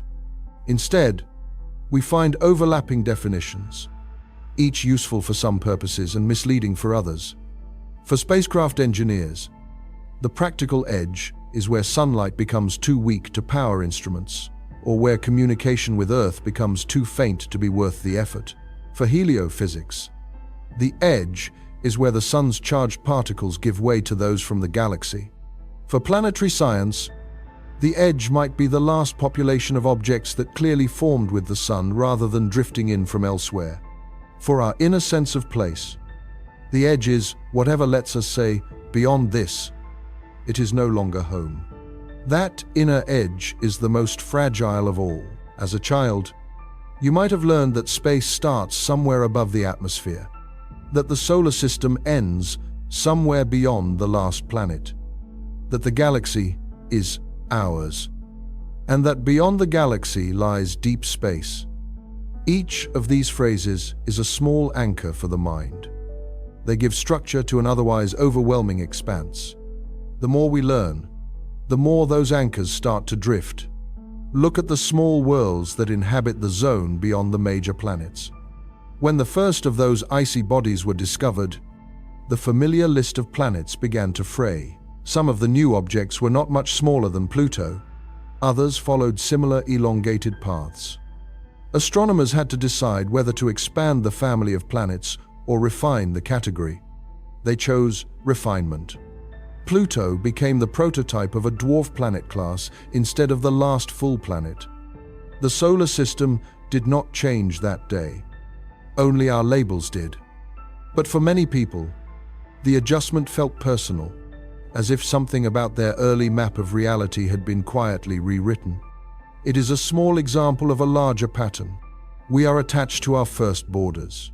The edge of the solar system is also a memory, a childhood drawing, a sense that there is a finite region where we belong, surrounded by a greater unknown that starts at a specific distance. Discoveries like the Kuiper Belt, the scattered disk, and the distant cloud of potential comets do not just add detail, they stretch the region, labeled ours, in ways that never quite settle back into a single, comfortable outline. Even the shape of the heliosphere, based on recent measurements and models, does not match the simple teardrop once drawn in textbooks. It may be more like a rounded bubble with long, complex tails, sculpted by the sun's motion through the local interstellar medium. The edge in one direction is not the same distance as the edge in another. From outside, there is nothing special about any of these thresholds. The galaxy does not recognize the heliopause as a border. It does not mark the inner radius of the Oort cloud with a sign. It does not pause at the orbit of the last giant planet. Matter and fields shift gradually. Influences overlap. We are the ones insisting on a line.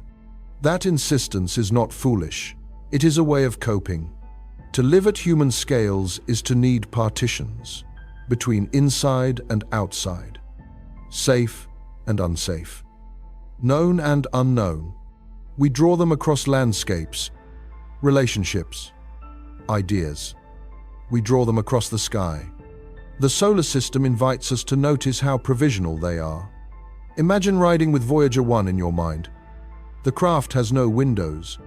It does not see the sun shrinking behind it.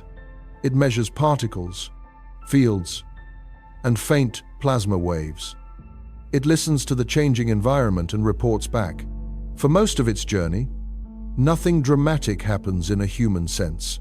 No siren goes off when it passes the last planet. No new light flares when it crosses the heliopause.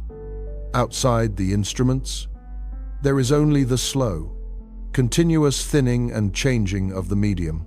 From the spacecraft's point of view, there is no moment when it stops being in the solar system and starts being out.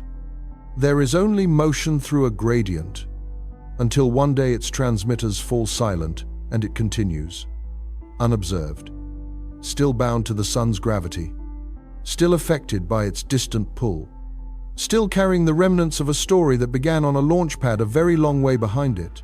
We, on the ground, mark the milestones. We name the crossings. We say, here. Here is where it became an interstellar traveler. Here is where it left us. We need those sentences. They let us tell the story in a way our minds can hold. The universe, once again, does not participate in that need. Even the concept of leaving is strange at these scales. The sun's sphere of gravitational influence, the region where its pull outweighs that of nearby stars, extends far beyond any place a human machine has yet reached. In that sense, nothing has left the solar system. In another sense, everything that has crossed the heliopause has already stepped into the space between stars.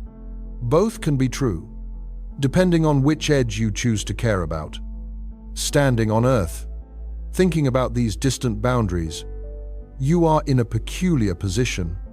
You belong to a species that evolved entirely inside a thin layer of air hugging a rock, and yet you carry in your head maps that stretch out to the farthest reaches of a system you have never visited. Those maps are necessarily incomplete. They are also the only way you have of imagining your place beyond the immediate horizon. It is easy to forget that they are maps, not territory. The edge of the solar system is where that difference shows most clearly. The territory fades. The map insists. It prints a line for comfort and then has to redraw it each time a new kind of observation arrives. Maybe that is the real edge here, not a distant shell of particles or a cloud of icy fragments, but the point where our need for tidy borders runs up against a world that is continuous, layered, and indifferent to how we prefer to carve it. Beyond the last planet, beyond the solar wind, beyond the imagined snow of the Oort cloud, the galaxy does not reset. It simply keeps going. And when you follow that quiet keeps going out, as far as our best maps allow, something else drops away with it. Not space.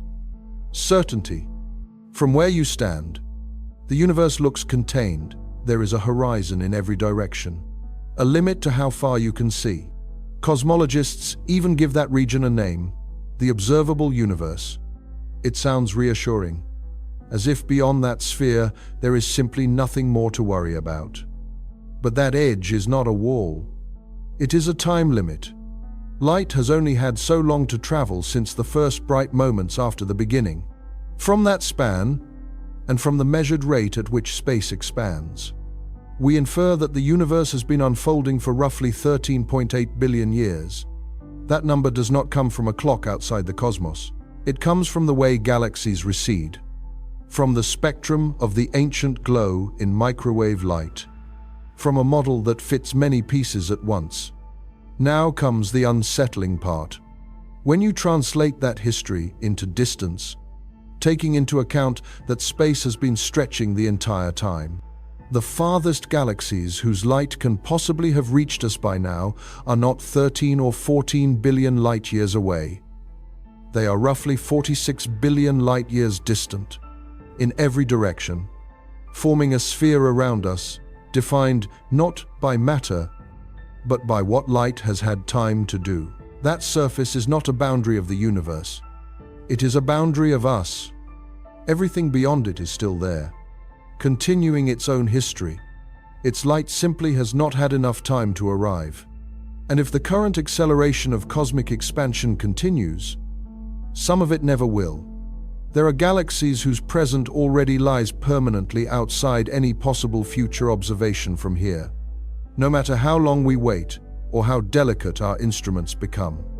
We usually treat the word edge as a place where something stops existing. Here, the universe pushes us into a different meaning. The edge is where our ability to receive information stops being guaranteed. What we call the universe we know is built from messages that have made it through. Even the oldest of those messages is not from the beginning itself. It comes from a time when the cosmos had already cooled and expanded enough for light to move freely without being immediately scattered. Before that, the universe was hot, dense plasma, opaque, like the interior of a star stretched across all of space. Only when it had expanded and cooled to a few thousand degrees did electrons and protons settle into neutral atoms, letting light decouple and travel. A thin fog lifted. The first clear radiation spread out. We still see that glow today, stretched into microwaves by the expansion of space. It fills the sky as a nearly uniform background with a temperature of about 2.7 degrees above absolute zero. It looks like a surface around us, the so-called last scattering surface. But that is another illusion of perspective. It is not a shell we are inside. It is us looking back to a particular time slice, a moment when light last bounced off that early matter before streaming toward us for billions of years.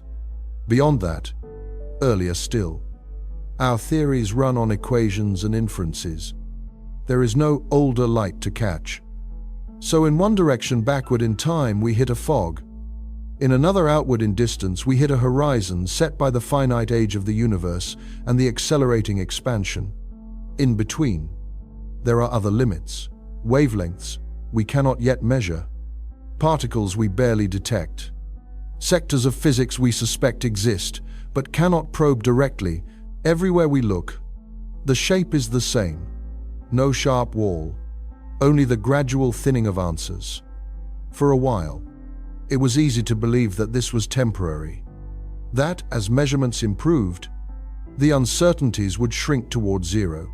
The standard model of cosmology, with its mixture of ordinary matter,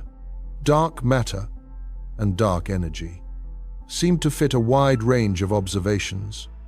Background radiation, galaxy clustering, supernova distances, and more all fell into place within the same set of parameters. Then small cracks began to appear. One of them is simple enough to explain but difficult to ignore. If you use the cosmic microwave background, the early universe glow to infer how fast space is expanding today, you get one answer. If you use nearby galaxies and supernovae, measured by distance ladders built from certain kinds of variable stars and explosions, you get another. The first method points to an expansion rate of roughly 67 kilometers per second per megaparsec. The second tends to give a higher value, around 73. Both approaches are careful. Both have been refined for years. The disagreement has persisted. On paper, this is called a tension between measurements. In quieter language, it is a reminder that our neatest picture of the universe hangs together on assumptions that might still be wrong in ways we do not yet see. You can respond by treating it as a technical issue, a problem to be solved by better data or subtle corrections. That work is ongoing, or you can let it stand, for a moment, as what it is at a deeper level, an example of how even our most global claims rest on local hints.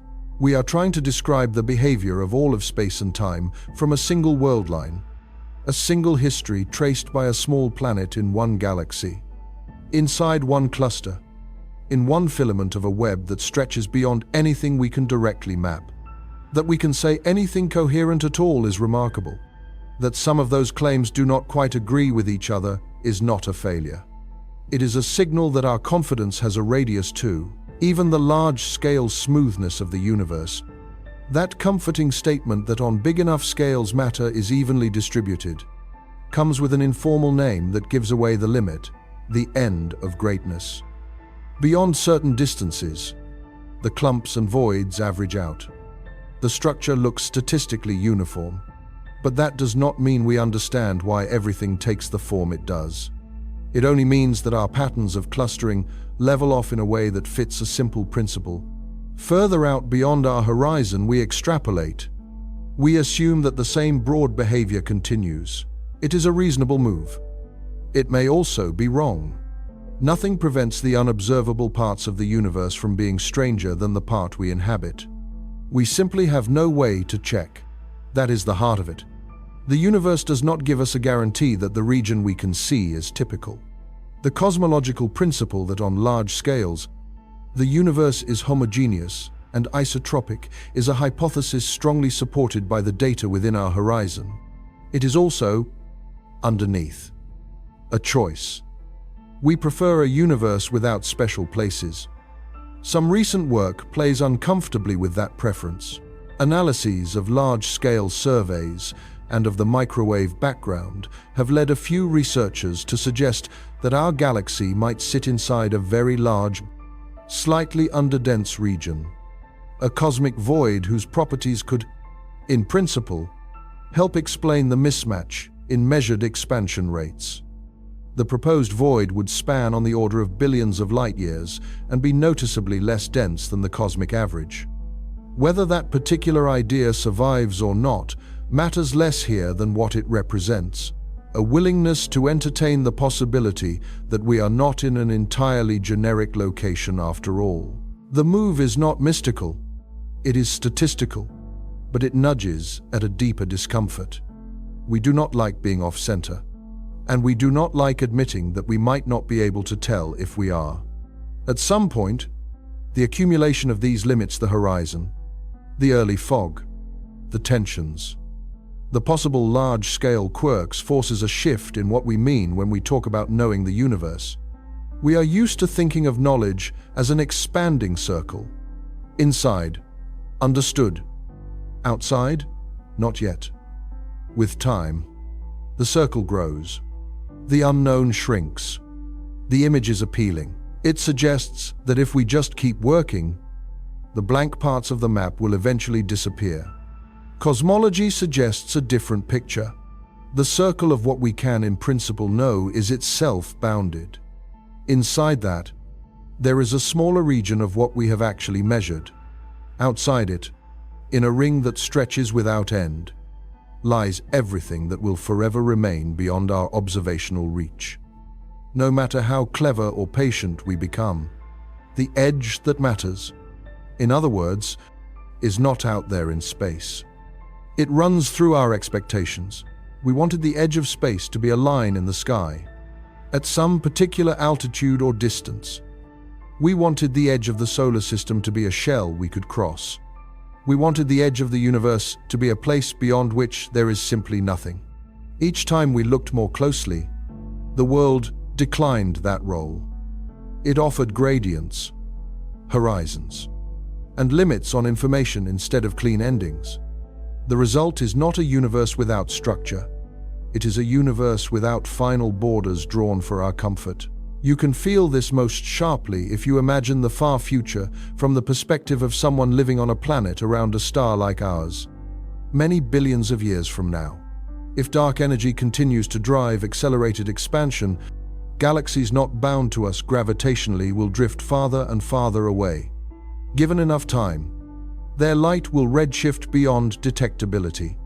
The cosmic microwave background itself will fade and stretch, becoming harder to observe. Most of the external clues we now use to reconstruct cosmic history will vanish from the sky. Future astronomers, in that distant era, might see only a small collection of nearby stars and perhaps a dim halo of relics. The evidence for an expanding universe, for a hot, dense beginning, for a larger structure of clusters and filaments, could be inaccessible. Their best cosmology might be wrong in ways they would have no way to detect. We occupy a time when the universe is unusually readable. That readability is temporary. There is something quietly sobering in that. Our sense that the universe is gradually yielding its secrets is itself a product of living in a window when certain kinds of evidence are available, outside that window early on, before atoms and stars formed, or far in the future. When expansion has erased distant signals, the same universe would be radically harder to decipher. Certainty, then, is not only spatially bounded, it is historically contingent. This does not make the knowledge we have now worthless. It makes it fragile. It places it alongside every other human attempt to make sense of where we are, grounded in real evidence, and at the same time limited by where and when we happen to be looking. If you step back from the equations and maps and think in simpler terms, the pattern that emerges is stark. There is no universal agreement, even among our own definitions, about where space begins above Earth's surface. There is no single height where atmosphere stops and vacuum starts. There is no line around the solar system that both physics and feeling will accept as a true border. There is no wall at the edge of the observable universe. Only a shifting horizon defined by finite time and finite speed. There is no guarantee that the part we see is typical of the whole. And there is no promise that the tools we use to understand this will work in all eras and at all scales. What ends, again and again, is not the world. It is the reach of our frameworks. You can resist that. Try to patch every gap with a new term or an extended model. And sometimes that will work. New physics may resolve current tensions. New instruments may reveal structures we did not suspect. There is no virtue in giving up early. But somewhere beneath the specific puzzles lies a more permanent limit. The recognition that any creature embedded inside a universe, dependent on signals that take time to arrive, will always infer more than it can directly see, and will always have to live with the possibility that some of those inferences are wrong in ways it cannot yet detect. That recognition is not an equation. It is a position, a small body, on a small world, under a sky that is far more crowded and far more silent than it appears, drawing lines that nature does not acknowledge and then watching them blur. In the end, the phrase edge of space survives only as a story we tell ourselves, a psychological border where familiarity gives way to a kind of honest vertigo. Beyond that point, whatever it is for each of us, lies not a clean emptiness, but a field of questions that may never be fully closed. We can keep walking toward it. We can keep launching mirrors and detectors and probes into the dark, listening for new hints from the regions we will never visit. We can keep revising our maps as each new piece arrives. What we cannot do is force the universe to answer in the language of edges and certainties we grew up with. At some height above the ground, at some distance from the sun, at some radius from our galaxy, the questions we ask stop being met with clear yes or no. The data turn into gradients. The models branch. The answers become ranges and likelihoods instead of declarations. That is not the failure of science. It is the shape of the place we live. Out under the night, if you let your eyes adjust and stay with the dark for a while, you can almost feel that shape pressing in. The sky does not tell you where it ends. It does not tell you how much of itself you will ever be allowed to know.